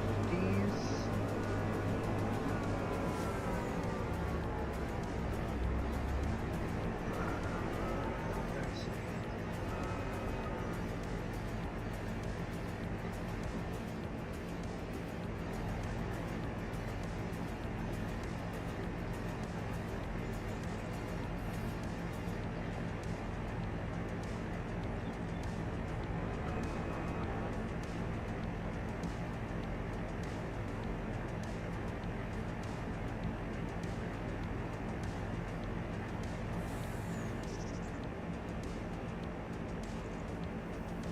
Okay, yeah, so it does work the way I thought it does.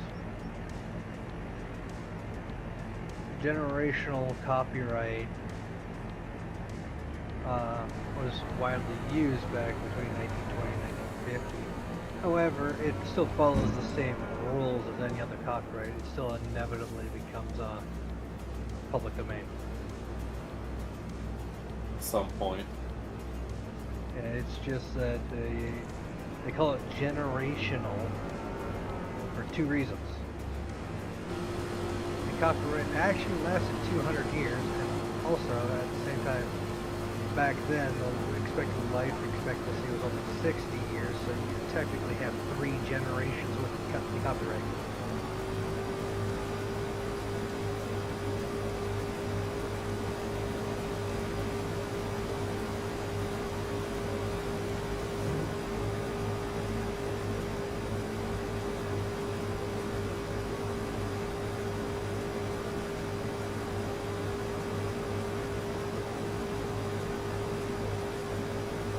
See?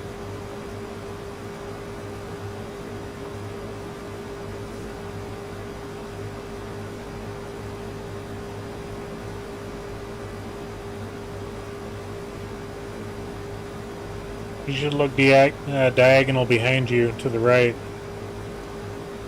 Yeah, I see. Flashing your lights.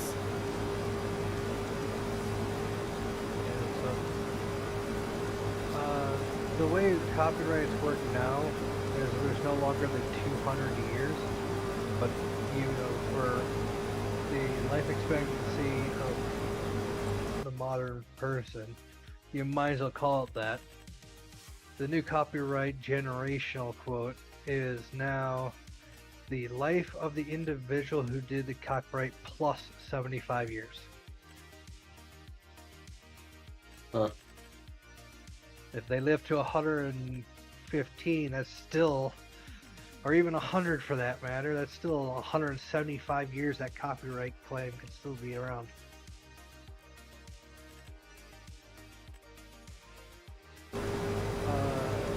Businesses actually have it different. A lot of them need works or hire. A company that creates the patent, the copyright lasts for 95 years from publication, or 120 years from creation, whichever so happens to expire first.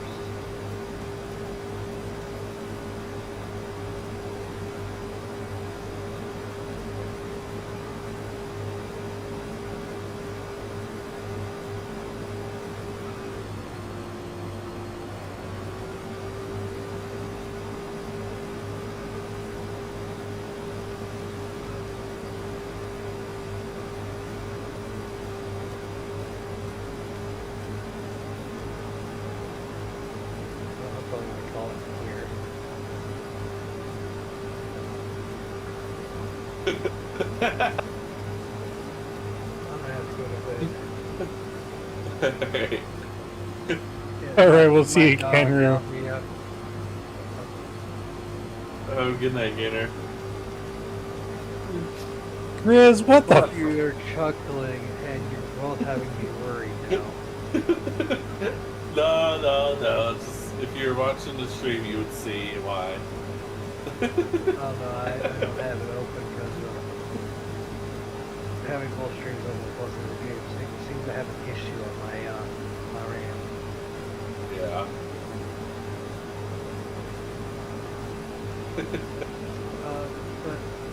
But what I was going to say is that there is actually a thing I didn't know about. It's called termination rights. And if you have proof that your family had the copyright claim for something, sold it to a company, the company then got rid of it, your family can actually reclaim the copyright. Oh. Yeah, you have to have actual distinct proof that your family actually was the original owner of it. Anyways, y'all have a good one. Everyone watching, like and subscribe. Peace. Bye, Kenra.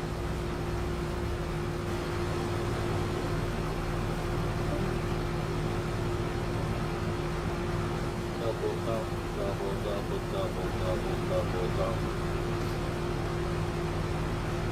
Hobby, you're not getting any empty. Well, I'm trying. I'm going as fast as I can.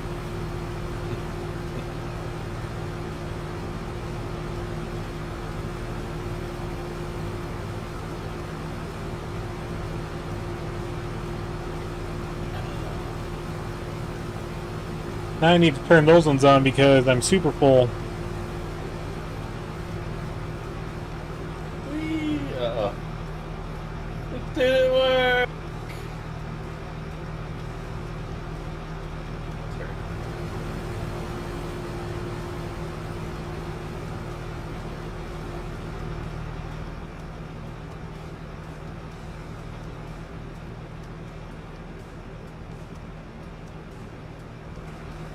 Hey, Hobby.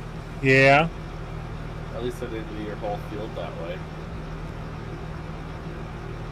I thought it was funny. Yeah, I'm just saying, at least I didn't have to do your, or at least I didn't do your whole field that way.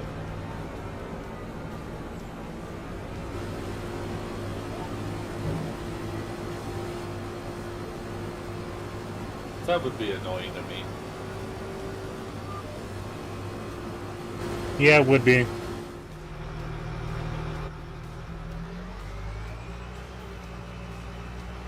So you have that stream deck all decked out now, set up? I mean, for what I'm using it for, yeah.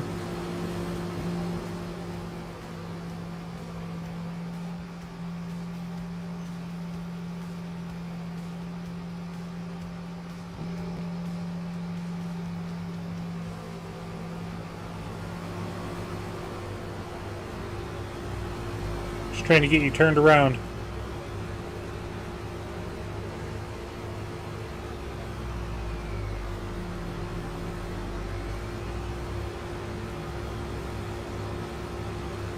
Who's gonna win here? Have a good night, Rudolph. Bye, Rudolph. I hope you have a great night.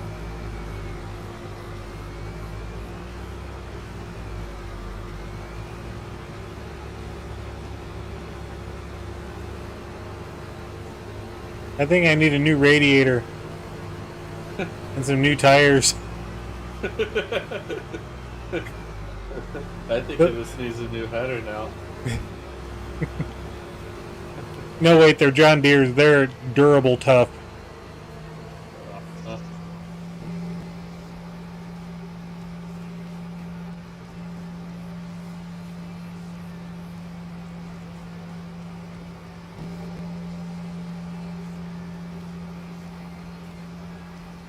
You know, I have to say, I'm keeping a decently good straight line for not using GPS. Really? You call that a decently straight line?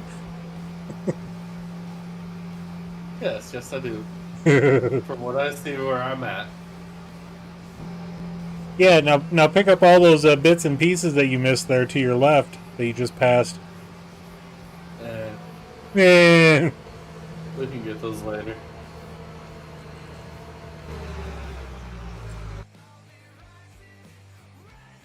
Oh. Wait.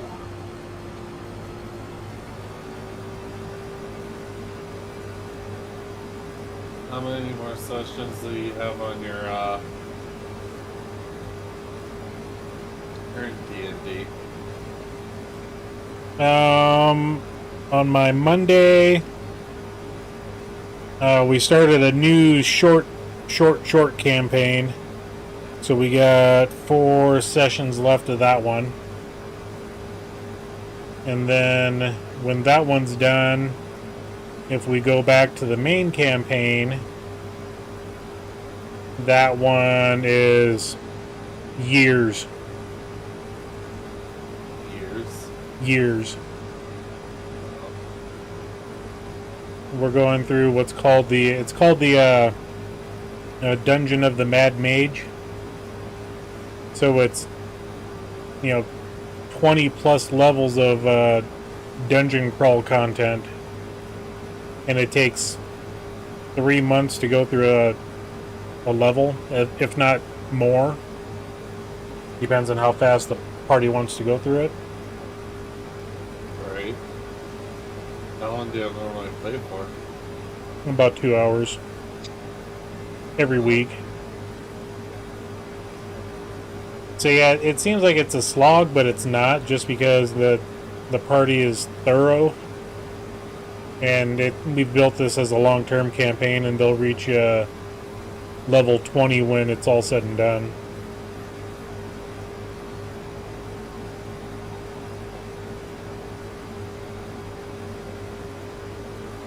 I don't know. I might have to talk to Canner and Zero and tell them that I don't know if I'm gonna play anymore. I can't just sit at a computer and do nothing, you know? Yeah, it really is hard when you're trying to do online and trying to stay engaged. I have to make mental notes to ask the people that are online, hey, what would you like to do here, you know? Because if they're not at the table, they tend to get, you know, and unfortunately, they tend to get missed. Right. And see, that's just my thing, is like,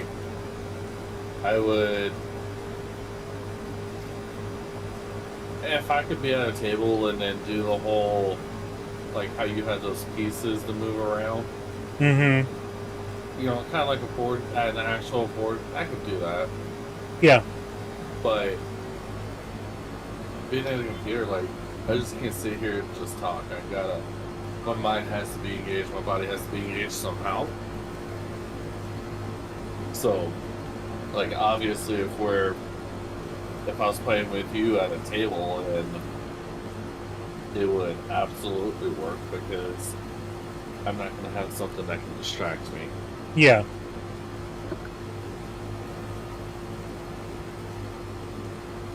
And I'm not a person that expects everybody to put their cell phones down and you have to be 100% devoted to the game, or else you're getting kicked out. I'm not that guy.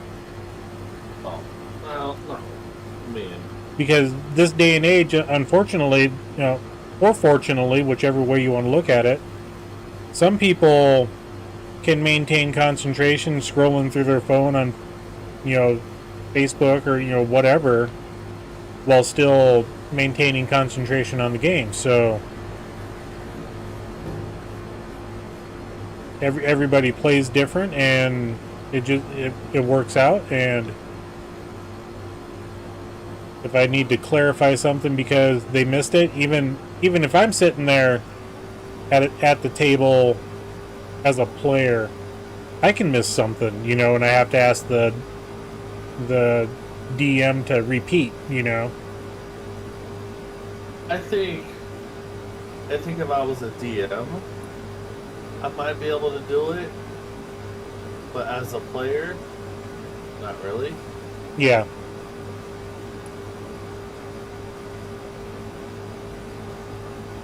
Let's see, like, I did it this little bit with them, and it was kind of fun. But like I said, I just can't sit and concentrate on what's going on. You're a visual person, and you need that. And if they're doing theater of the mind, then it gets rough trying to maintain that concentration. Yeah.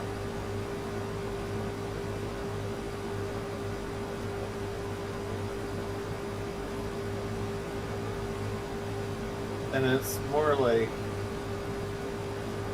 people will probably call it ADHD. Unless someone swears that me, my brother, and my dad have it. So that's just a thing. Like, it's just like when I'm talking with people. It's like playing this game. I can only, unless if I have something in the background or I'm playing with a bunch of friends, and I can actually feel like, you know, I can't play it. Mm-hmm. I originally got this game to do something that would be relaxing and I wouldn't care. And I think if I would have never gotten into multiplayer, I'd probably be able to. But now that I know how to play the game and how to be effectively efficient and get the most, it starts to bore me. Yeah. And that's why, like, a lot of times when y'all have all this stuff to go do and I don't, I get bored very easily, and I'm like, I don't want to be here. I get it. I get it. That's why I didn't even ask you, do you need help with this? I just came over and helped. Well, it's like I came over this, tonight and last week and helped you do the baling stuff, so. Right, and I would have had a baling done if I would have gotten into it. I completely forgot I had to bale. But now next month I'll have 2 fields to harvest. Mm-hmm. Plus the grass field to cut and bale.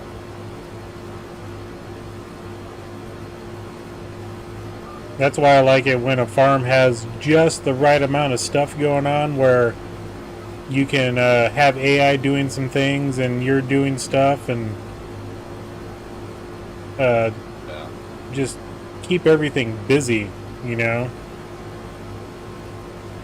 that's also one of the reasons why I like doing challenge type stuff, That's why I like Palinier so much. That one was just a mental challenge trying to figure out where the farm's going to go, especially at the very beginning, because I based it off of the used market. Right.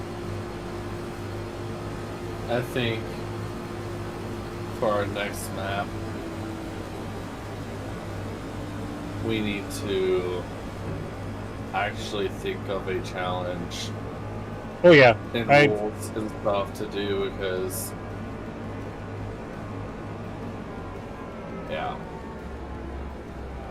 I'll let you fill up the semi there. Oops.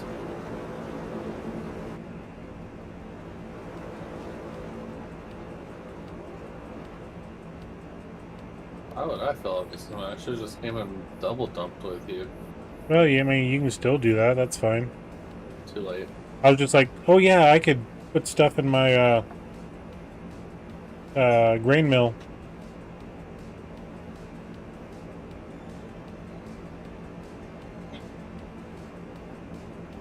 I've got all these different places to store all the different materials, and it's like, where do I want to put it?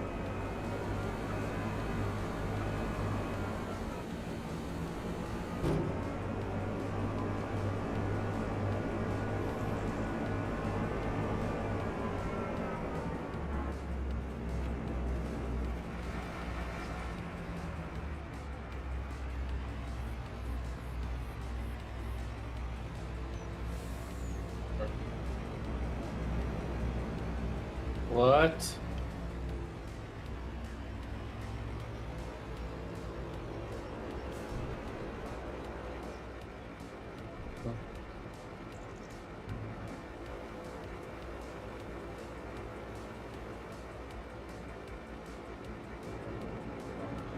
That should be a 2-stage, if not a 3-stage RAM on this semi. What do you mean? To go up higher. Oh. Did you get emptied out? Yeah. Oh, Okay. partly. Close enough? Yeah.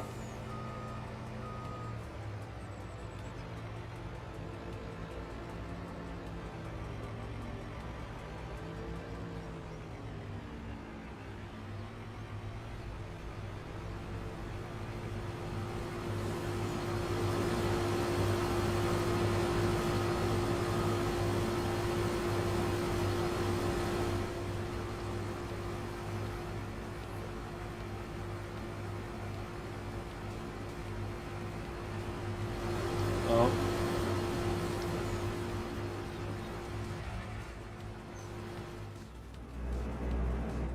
There's that,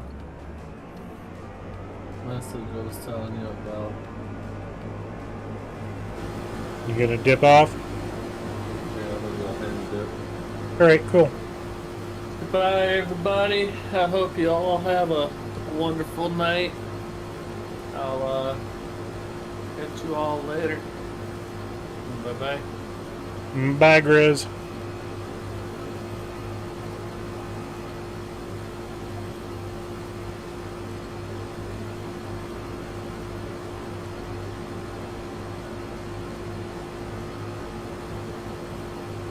Alright, you too.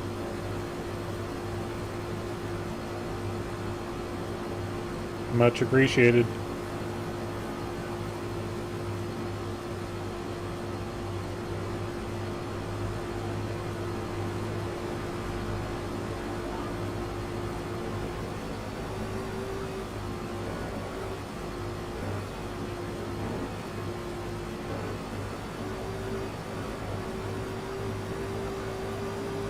Jerky, jerky, jerky.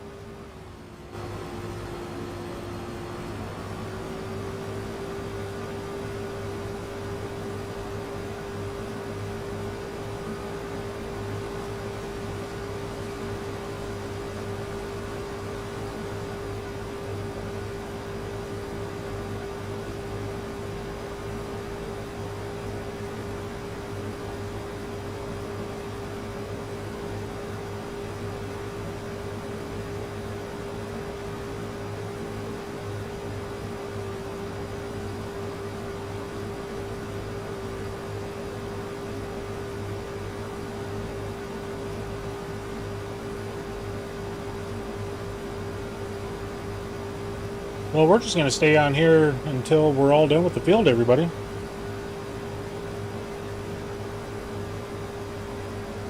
Hope you all are having a good night so far.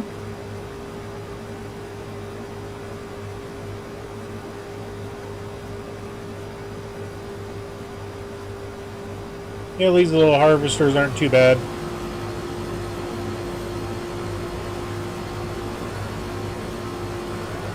The only downfall is the hopper capacity and the header width.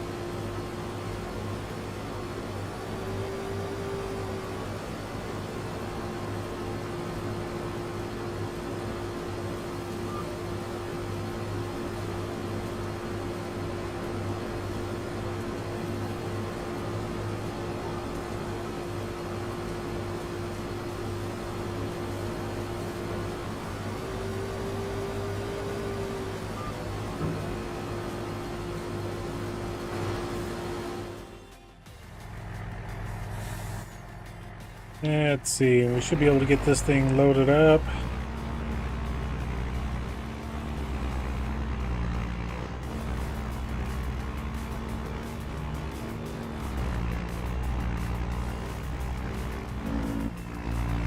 Even if we don't, we'll go and empty it out.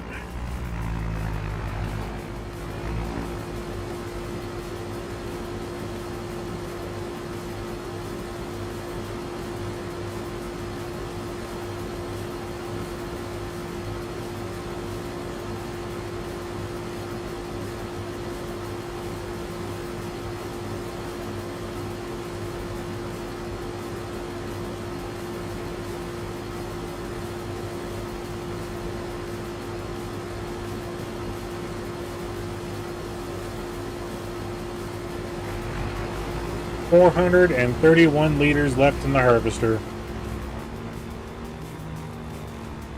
That was actually pretty good.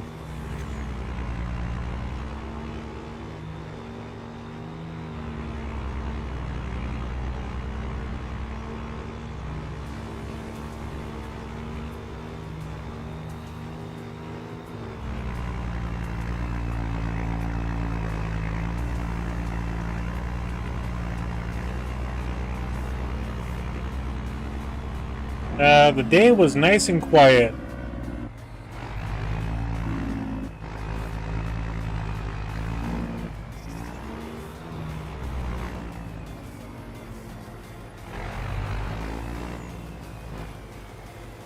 Didn't have any issues at work.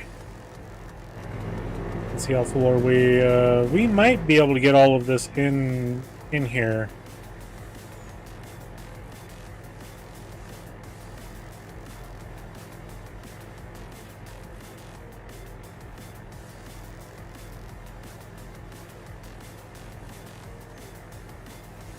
And 30 minutes. 30 minutes. 0.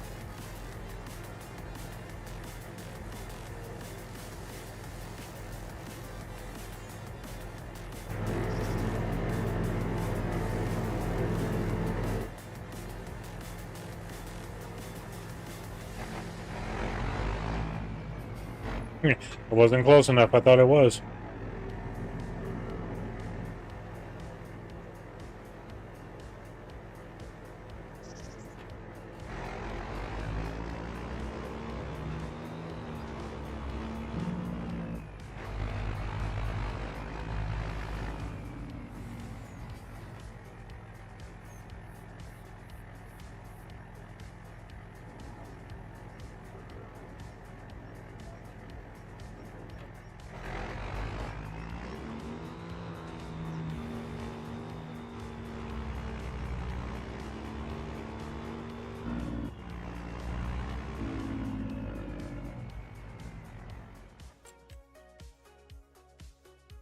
And we got a lot more left than I thought. Let's get in this guy. He's about full too.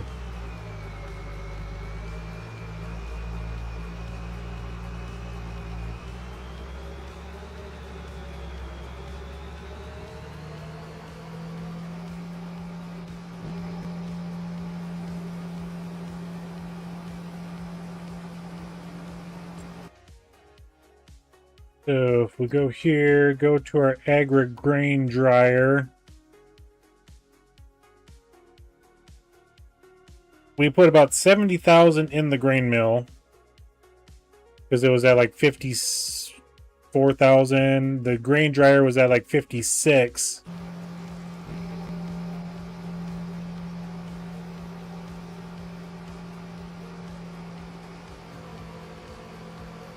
Yeah, we got a lot of wheat.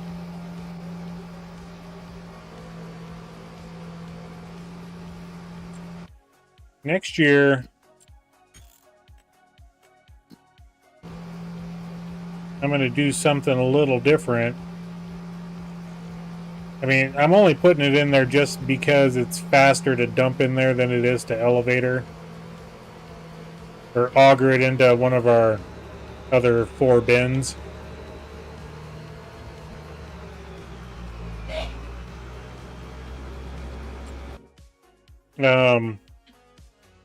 This field here is 72. It's 15 acres. And this one's 43. So it's almost 3 times the size of this one. Next year we don't even really need wheat. So we're going to plant everything to soybeans.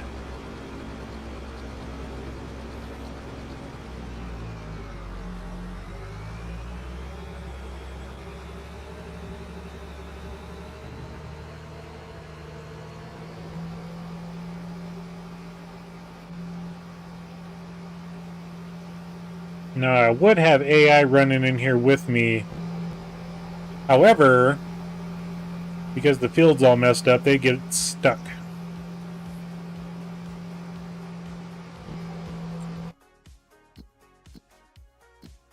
so that put our grain dryer at 212,000 liters.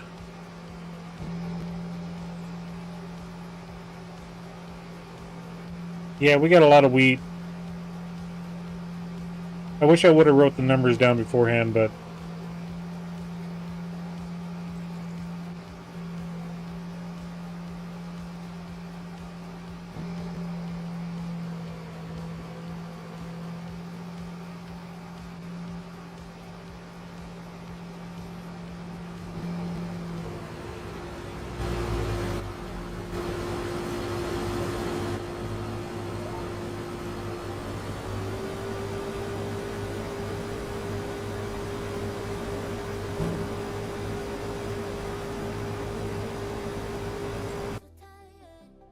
and if I remember correctly,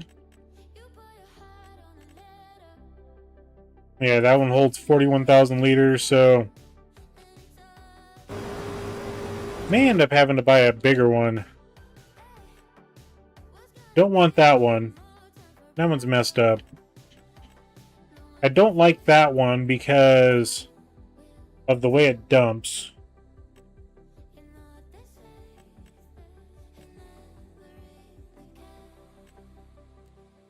I mean, I could do a conveyal, because it does have an auger on it, but it's only 46,000 liters, so smaller than the semis we got.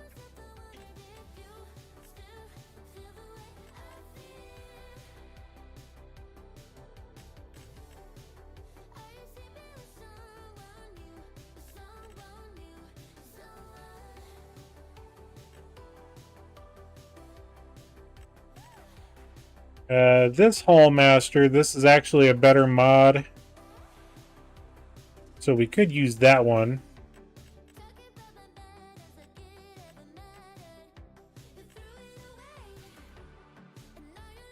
We could grab that one too. 100,431 liters. Yeah, we could do that one. And it's only, you know, 200,000. Do we want to scale on it? Not really. Shovel, all the little accessory stuff.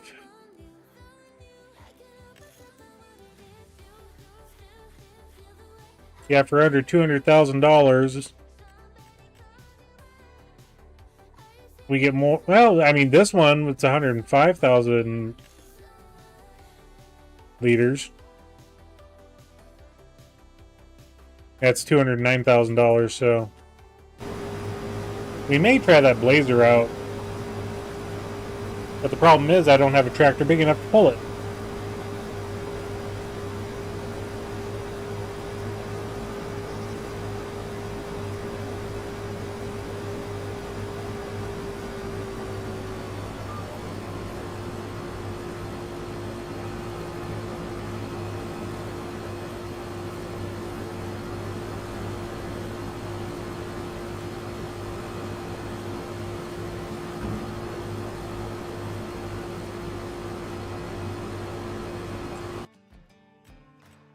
Yeah, what does that one take? 570 horsepower. Yeah. One of the reasons why we went with this guy, you know, the J&M 1112, because our tractor will pull it.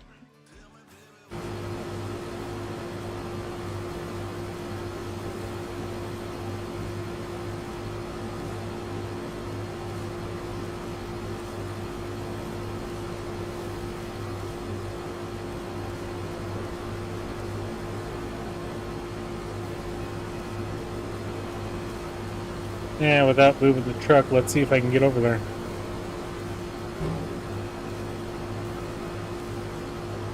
Yeah, I think I can do that.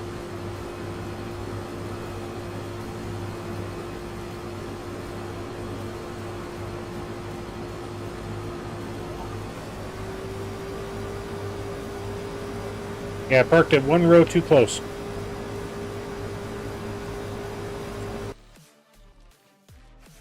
Now, what I really need to do is, I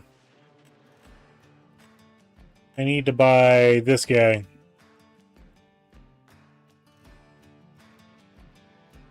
we won't put the 1 million liter on it, but we would do the 38,000 just to match up with, you know, the green truck back there.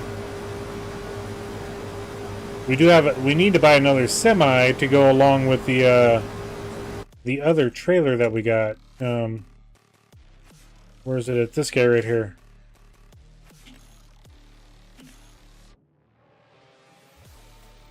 Put the tipper on it. That would give us extra capacity, and we could, you know, load that up quite a bit. So I really need to buy another semi to pull this thing around. Because if I do a dolly and pull it off the back of my Mac, there's not enough horsepower in the Mac to pull this. Alright, we'll catch you later, Simple.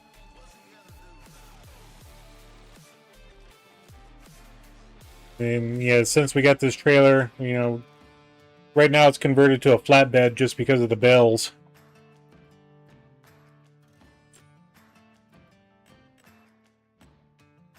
Yeah, I need to sit down and buy another semi again.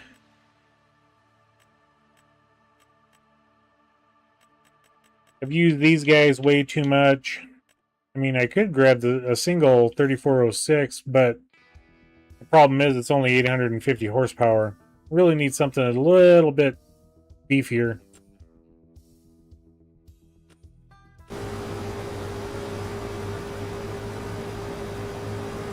I can't remember what all we had for semis in here.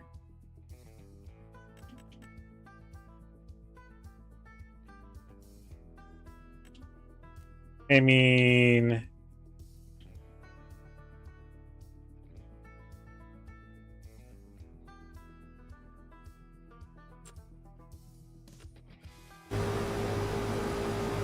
do I or don't I?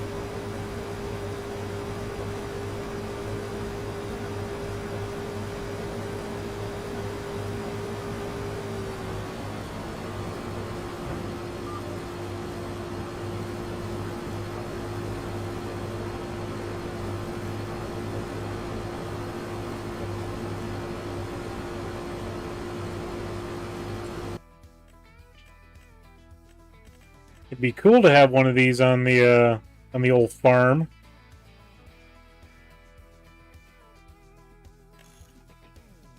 I do like those beefy tires.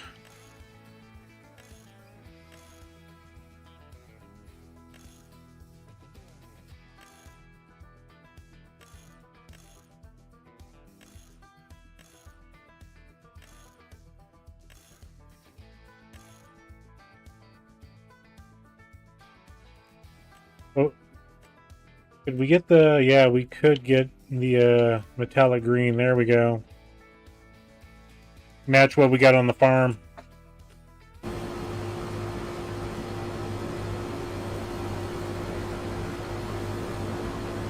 Still at 600 horsepower, and the Peterbilt that we got 2050.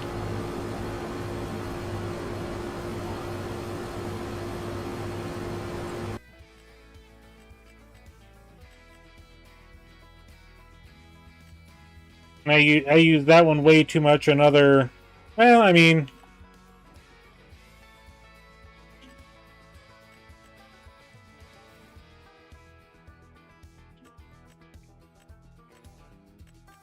I just like that guy.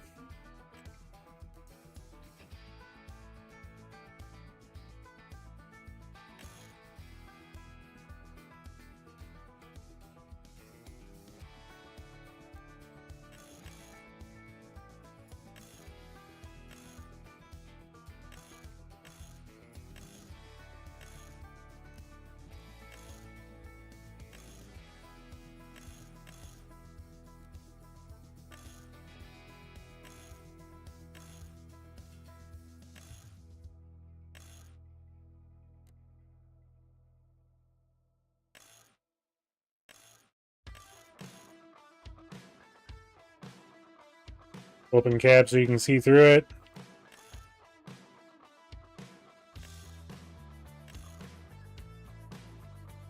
And we basically want the... I thought there was 45s in there.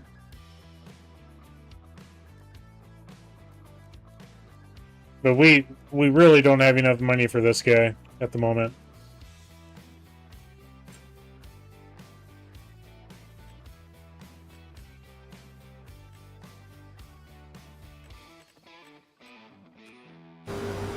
Anyway, daydreaming. Now, if they could get the Freightliner,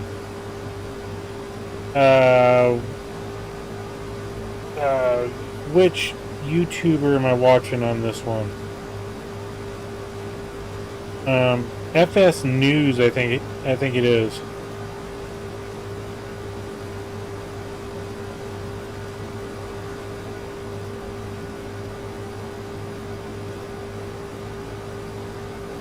FS Club. They got the FLD 120. That there's a guy working on that.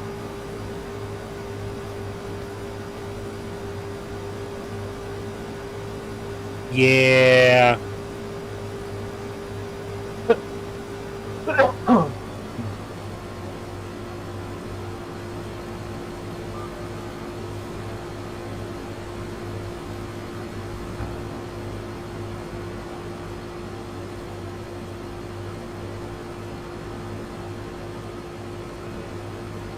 I would like the cab-over version of the Freightliner, and then the cab-over version of a Kenworth to come actually into the game. Those ones would be cool. Even if they do call them lizards.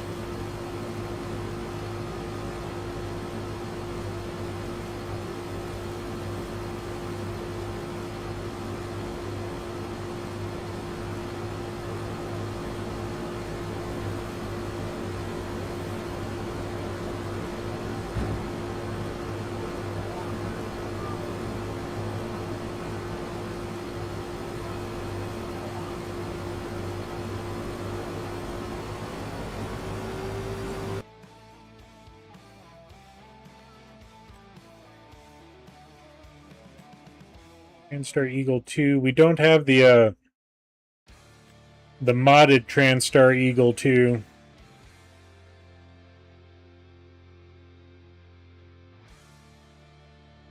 That has 2,000 horsepower.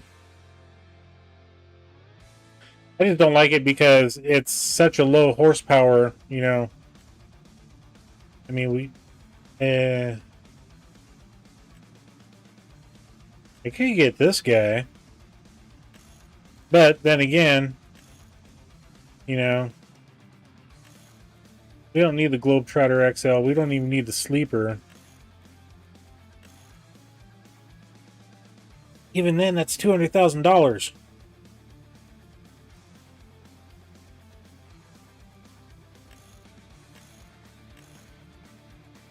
Aero parts, we don't need no aero parts.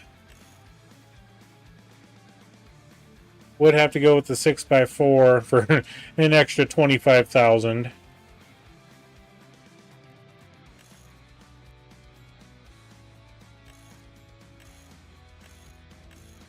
And that design is the best, I think.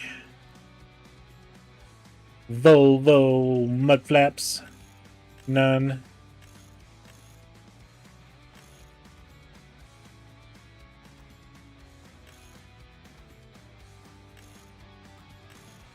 Front mounting, all it does is something over the headlights.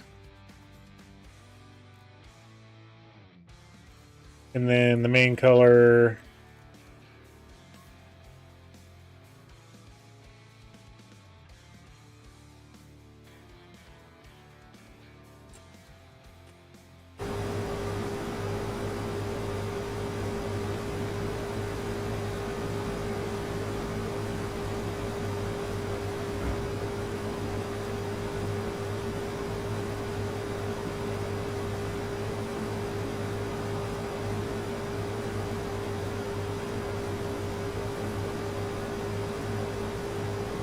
Yep, just daydreaming.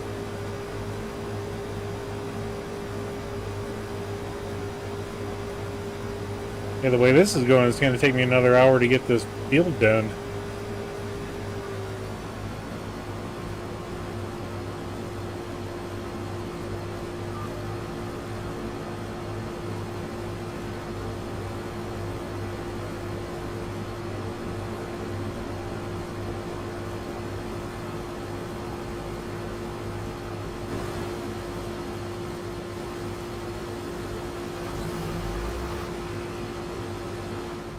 We're going to move this down halfway in the middle.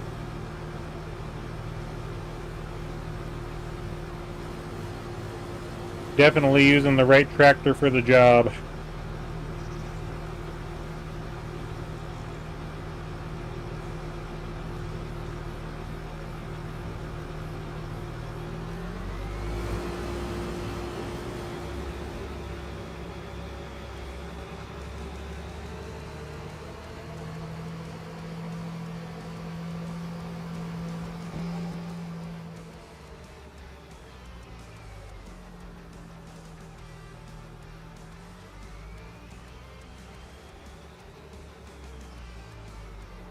That appears to be about the middle.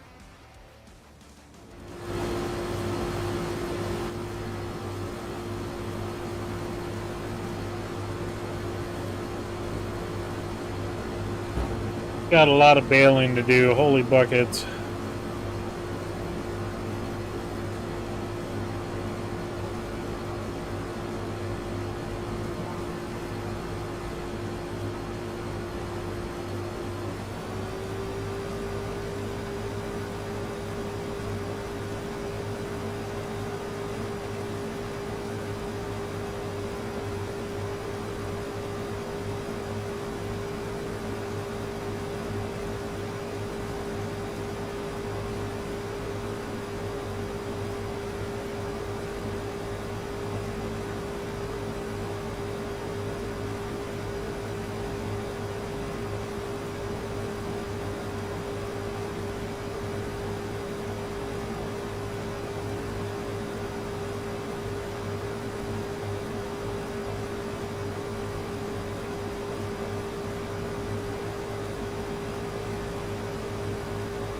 My pencil that I usually have on my desk went missing.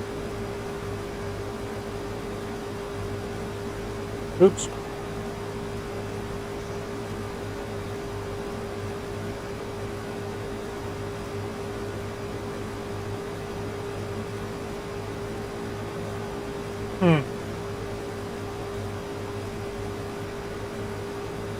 I don't know. I don't remember it dropping on the floor. Stranger things have happened, though.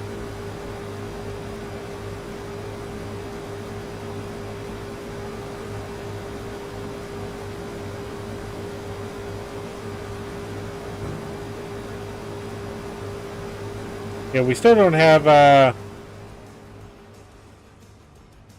you know, we're almost at 50%. The yield is actually quite surprising on the silty clay soil type.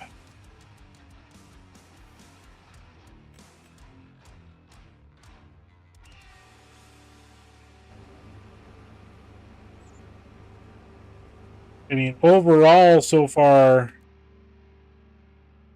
our expected potential is 96%. I can believe that. I mean, we're doing really good. It'll be interesting to see what the soybeans do.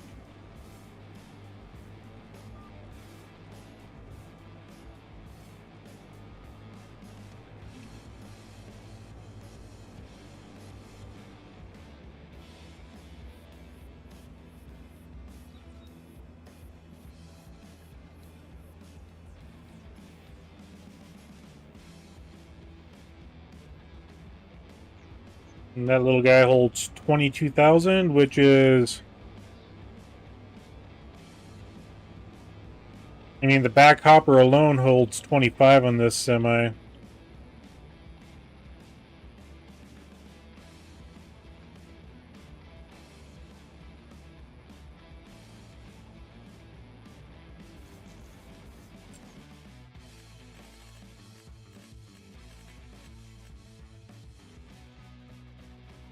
That's the one we're using on the opposite end. I don't mind those ones, but backing them up if you have to is a pain. These ones are amazing, but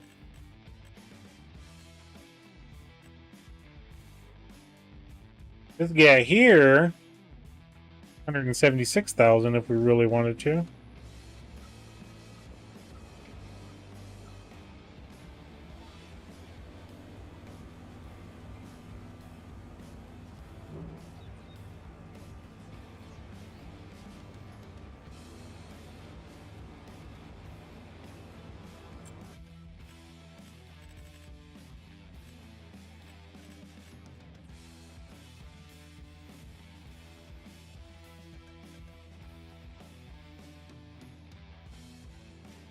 Yeah, I'm almost thinking, and we can bump it up to 70,400 or 176,200.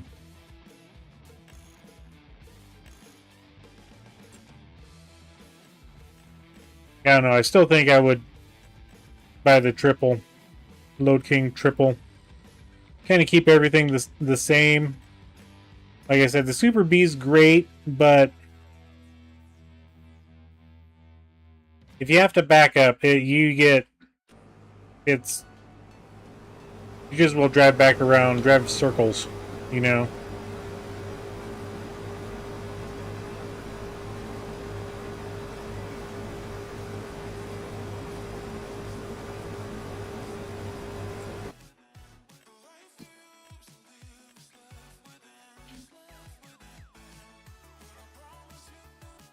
Yeah, Grizz has a field, his grass field. And he's got a small field of soybeans there. 2 fields of soybeans.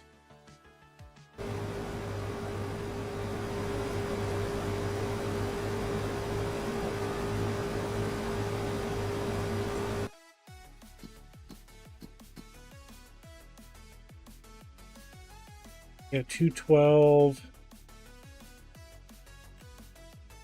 125. I mean, we had it at 126.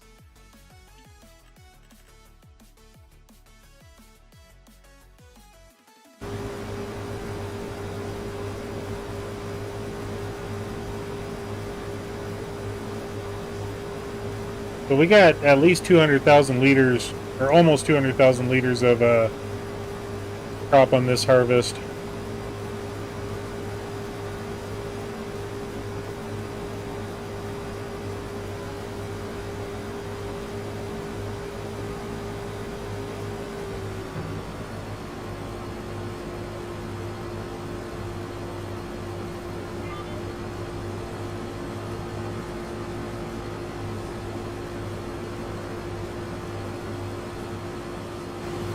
So if we get out and come into the field, potential harvest quantity of 309,805 liters.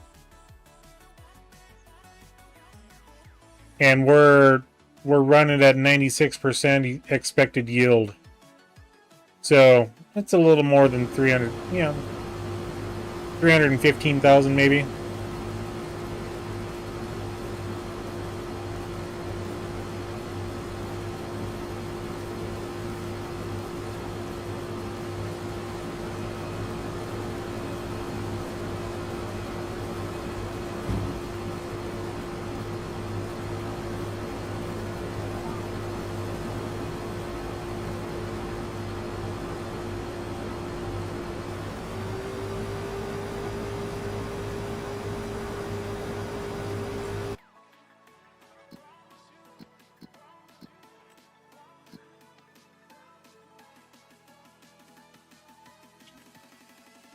Next month, though, we got 3 fields of soybeans.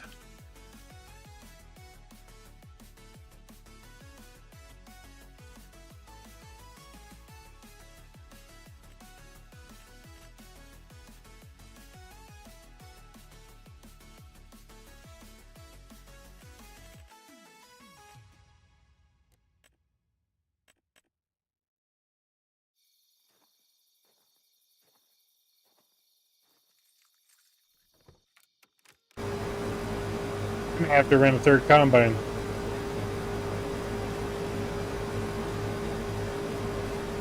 And I think everybody's going to be having harvesting next month as well. Yeah, Kenry's got 3 fields down here. Grizz has 2. So we're all going to be hot and heavy next month.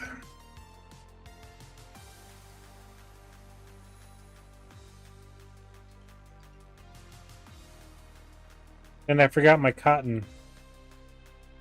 I got to deal with that too. Grizz is, I went straight. Like, really?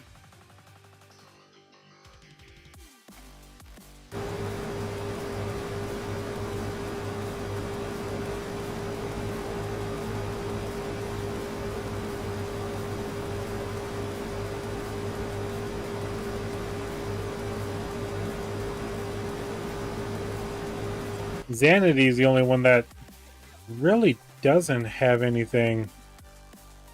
Because this is all trees. And then she's got... Well, it's not corn. It's just she didn't do any additional planting there.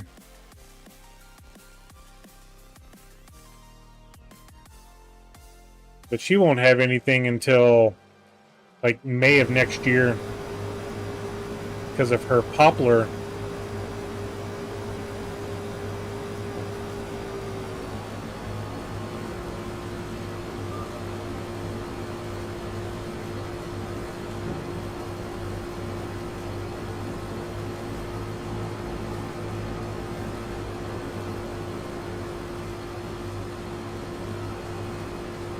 Yeah, let's not take the header into the trailer.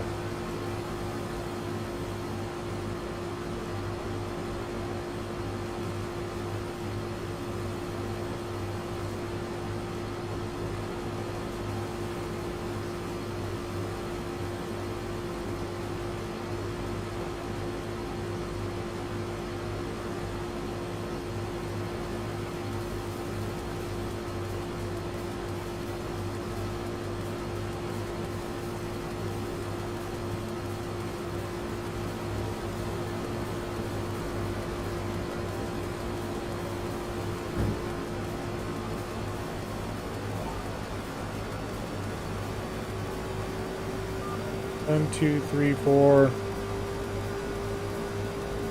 3 more laps, I believe, is what we got.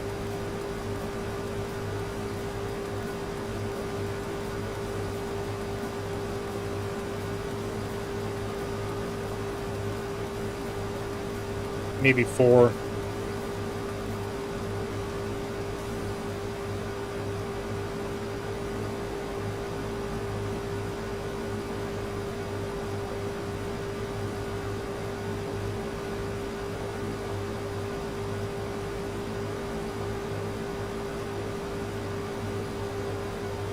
So about another 64,000 liters and we'll have everything full.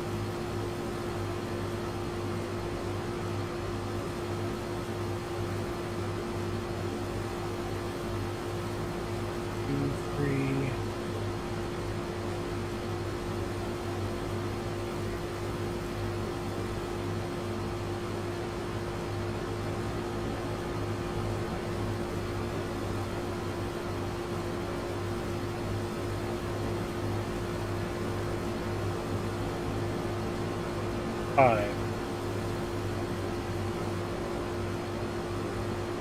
So yeah, 2 more laps.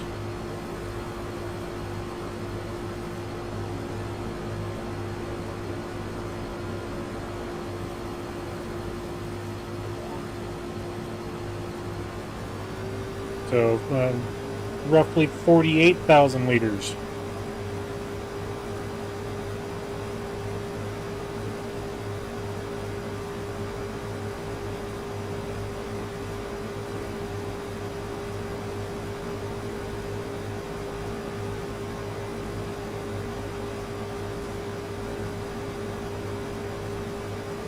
And I think the last pass we can actually, so we got the next one coming up, we'll dump. Then when we go back, we'll dump. And then we should be able to do that entire section the 1 lap because it's not a complete header on the way back.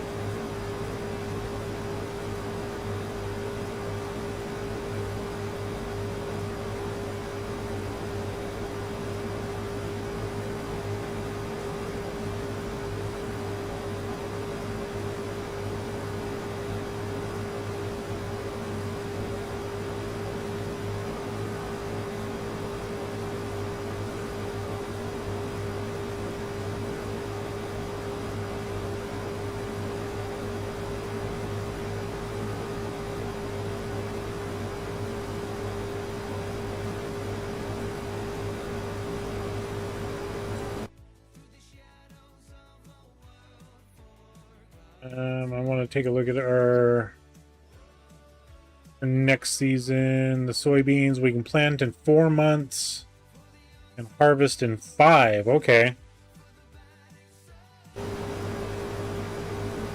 So we don't have to get them all harvested in the 1 month.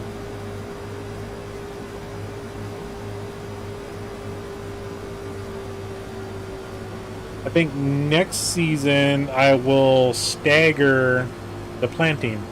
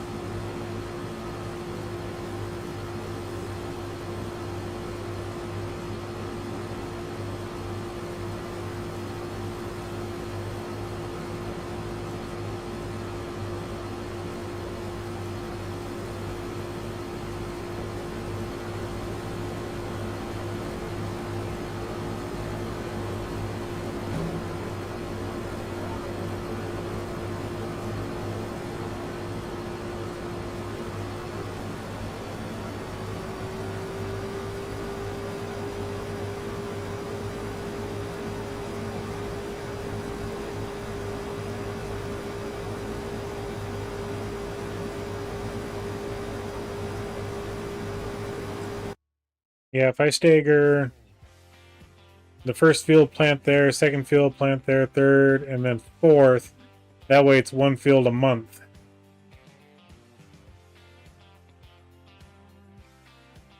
Although the way December and January always looks, and February, still best to plant in April as soon as you can and harvest in October. And we've got enough wheat that I don't need to worry about that for our grain mill or the bakery.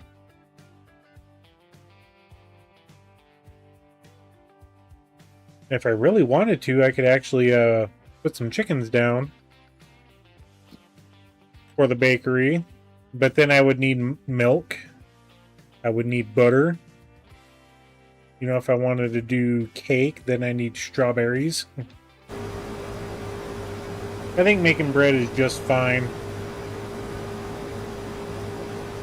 just a bit on the slow process, you know. But we're still doing...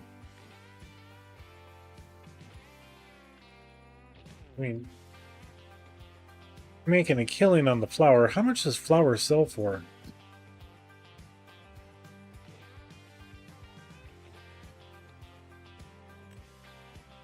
$1,033 at the low and $1,465 at the high.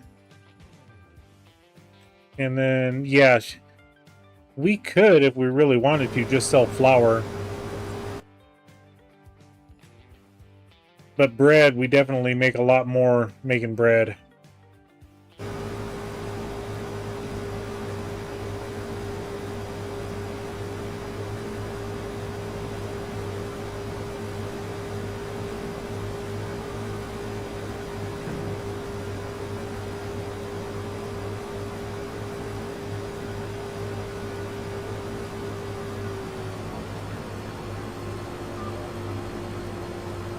And this should about top off the Demco, or the J&M, because it only holds 41,000.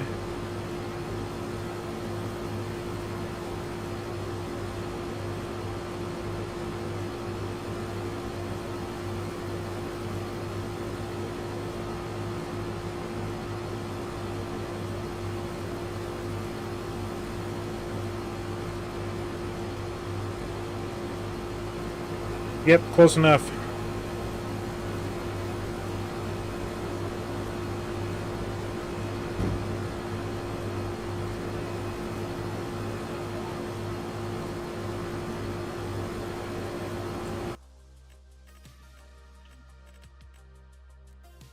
$41,400, and we got the crawler tracks on it, so 41,400. Yep. But yeah, we're just, you know, like 300 liters shy of being, or maybe 200 being full. So close enough.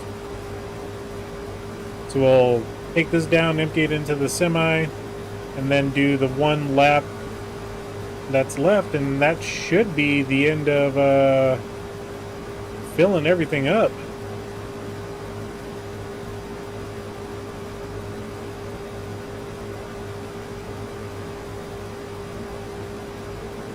And then just as a rough estimate, I would say we had 110,000 liters of wheat beforehand. We had 56,000 in the grain dryer, and I think it was like 54,000 in the grain mill.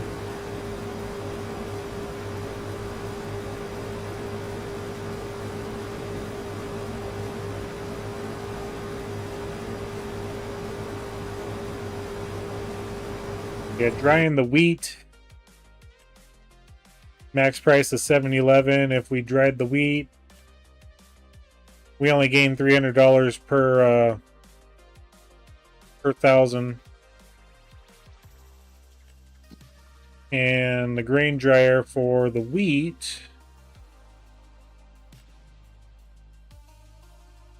we lose 6 wheat per cycle.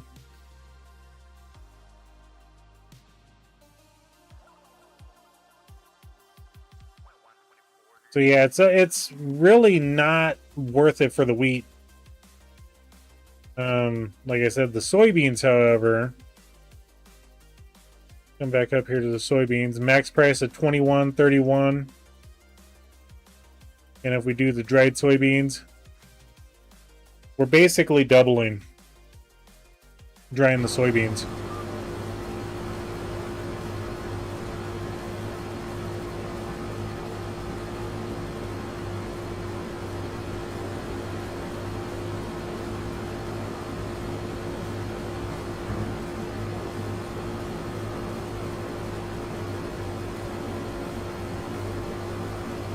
Which that's a good thing that you like to see, but it's also, you know, map dependent.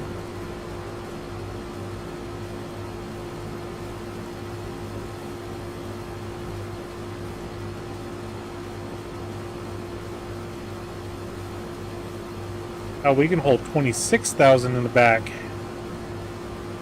So that means the front two The middle and the front are 25,800.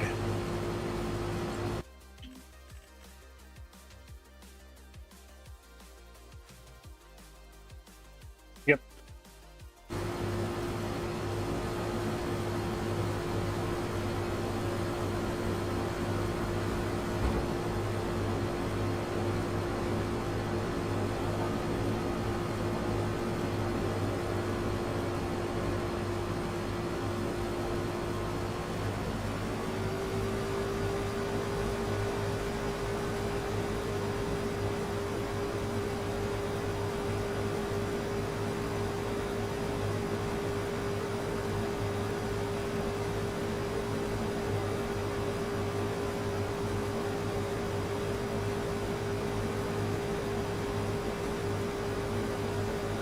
Yeah, I never did look to see what that trailer. And this is the thing that I would like for them to do. Is even though yeah it's a triple, set up in here. Front hopper is X, middle hopper is X, back hopper is X. You know, it would just be nice to see.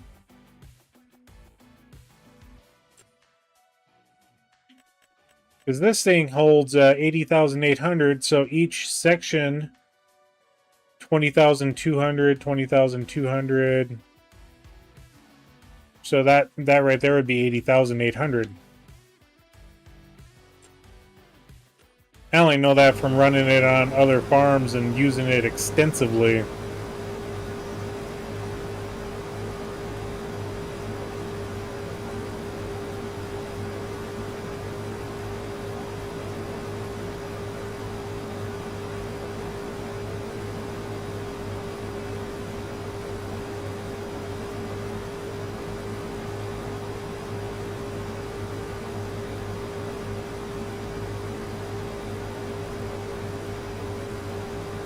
I was gonna say we could take this over and empty it into there, but there's no reason to.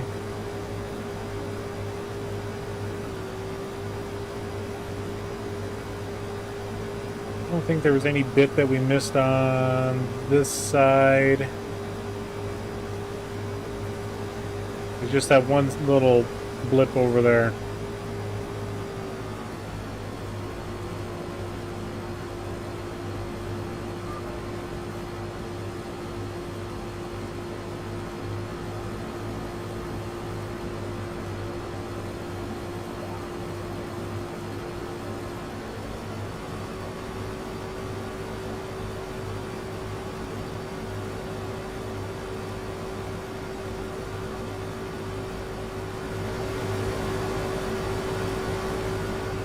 Yeah, the first real season with this harvester.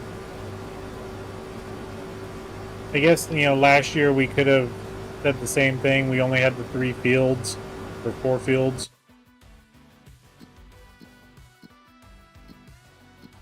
Because this one was oats, I want to say. And then we had...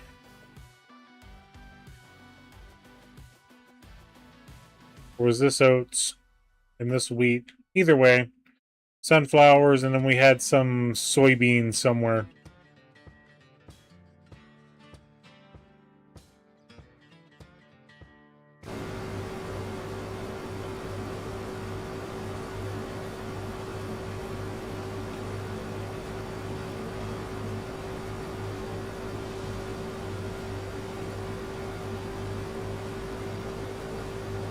Yeah, I forget what last season was.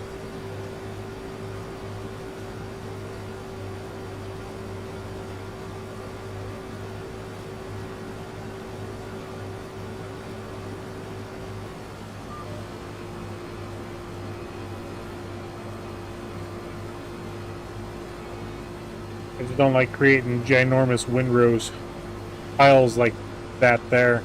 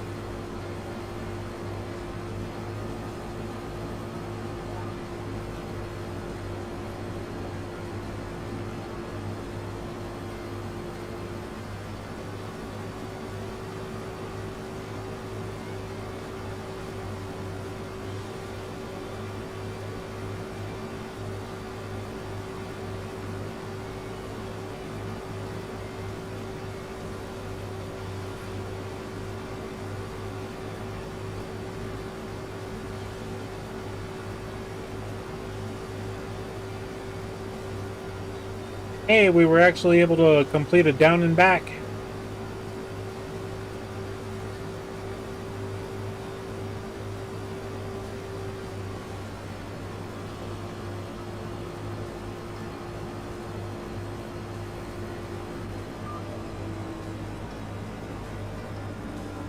Yeah, if there's any little straggler over here, you know, 1 liter is not going to hurt nothing.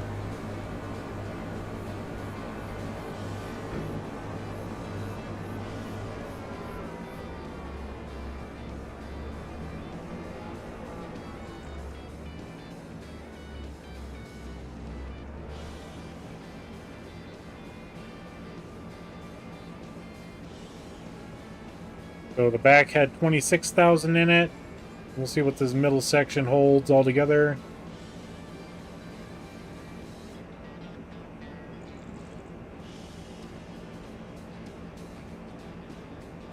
$10,000. So that means this one holds 15.8.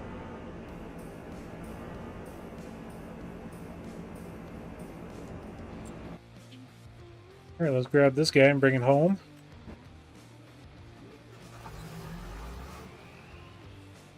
Yeah, 276 liters to fill this guy up.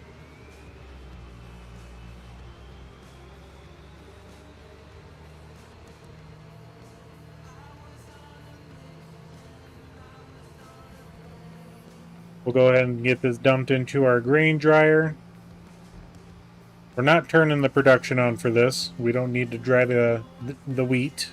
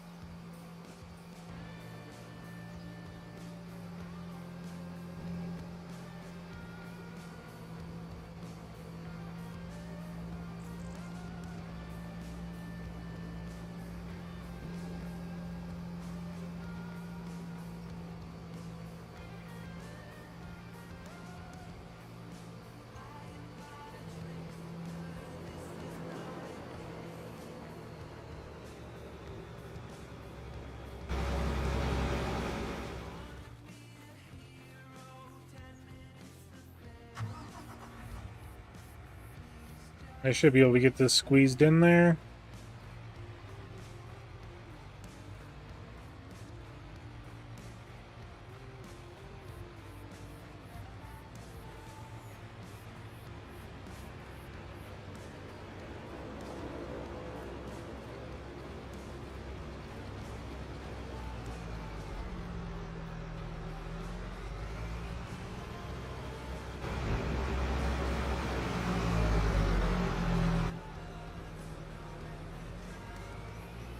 All right, let's get this. Can't go that way.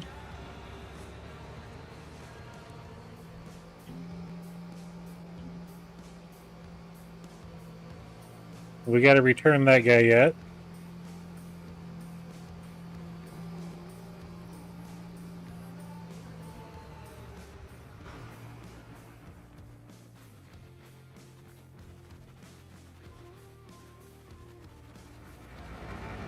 Okay, this guy is empty. Go ahead and put the tarp on it.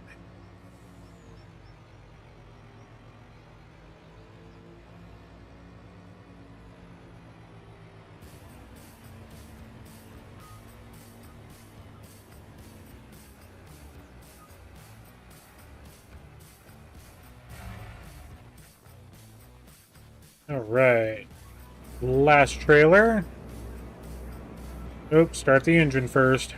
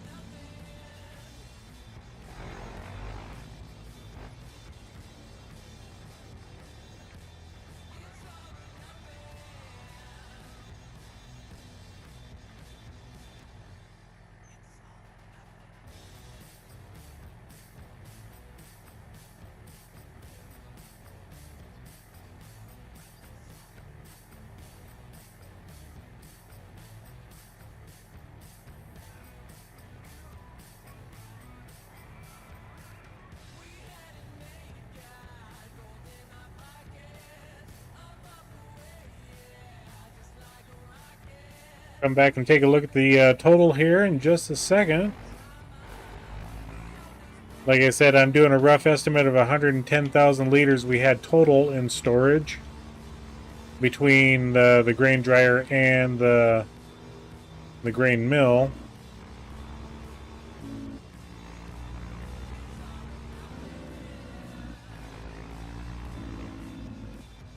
We'll park this guy right there.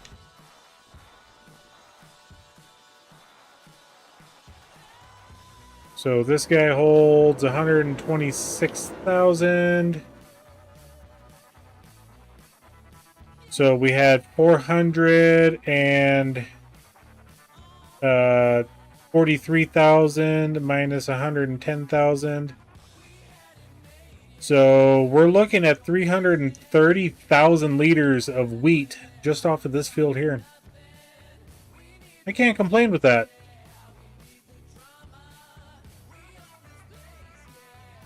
I can't complain with that at all. Now, hopefully, we don't run out of room with our 3 soybean fields. If we do, I mean, we do have the big bins back there. These guys hold a million liters, 1.1 million. So yeah. And since we got everything else off the field, we just will grab this guy.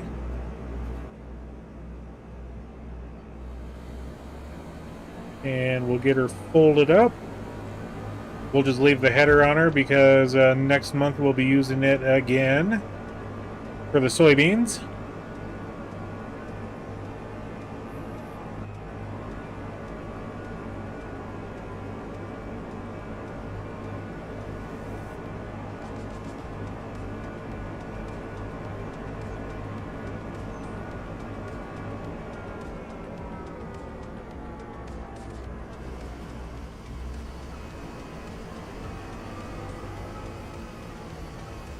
Yeah, we can't fit this in here. Well, we'll just store like this for now. I do need to come in and grab the baler, though, sometime. But, yeah, we're ready to rock and roll on our getting all the baling done, which will be on the next episode, everybody. So, putting the old 8650 to good use, pulling the auger cart. Got the old Mac out of the shop. Running good. And now I can actually sit and redo the field again to support my infrastructure that for some reason got messed up. So, which one? Oh, this is the 8400. Okay. I just couldn't remember what tractor that was in there. The 76 is right there. And then I'm missing my, or 7230. Where's my other tractor?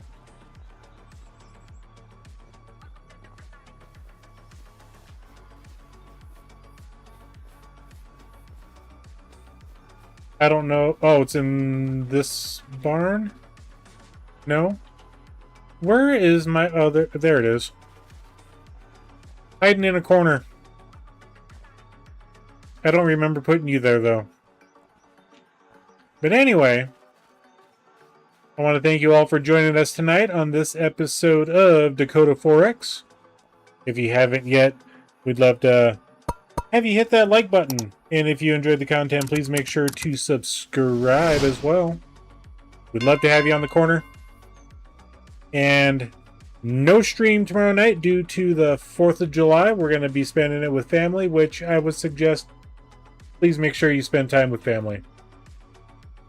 We will be back on Sunday morning with our normal episode of Forza Horizon 6. So we will catch you on the streets then. Catch you later. Bye, everybody.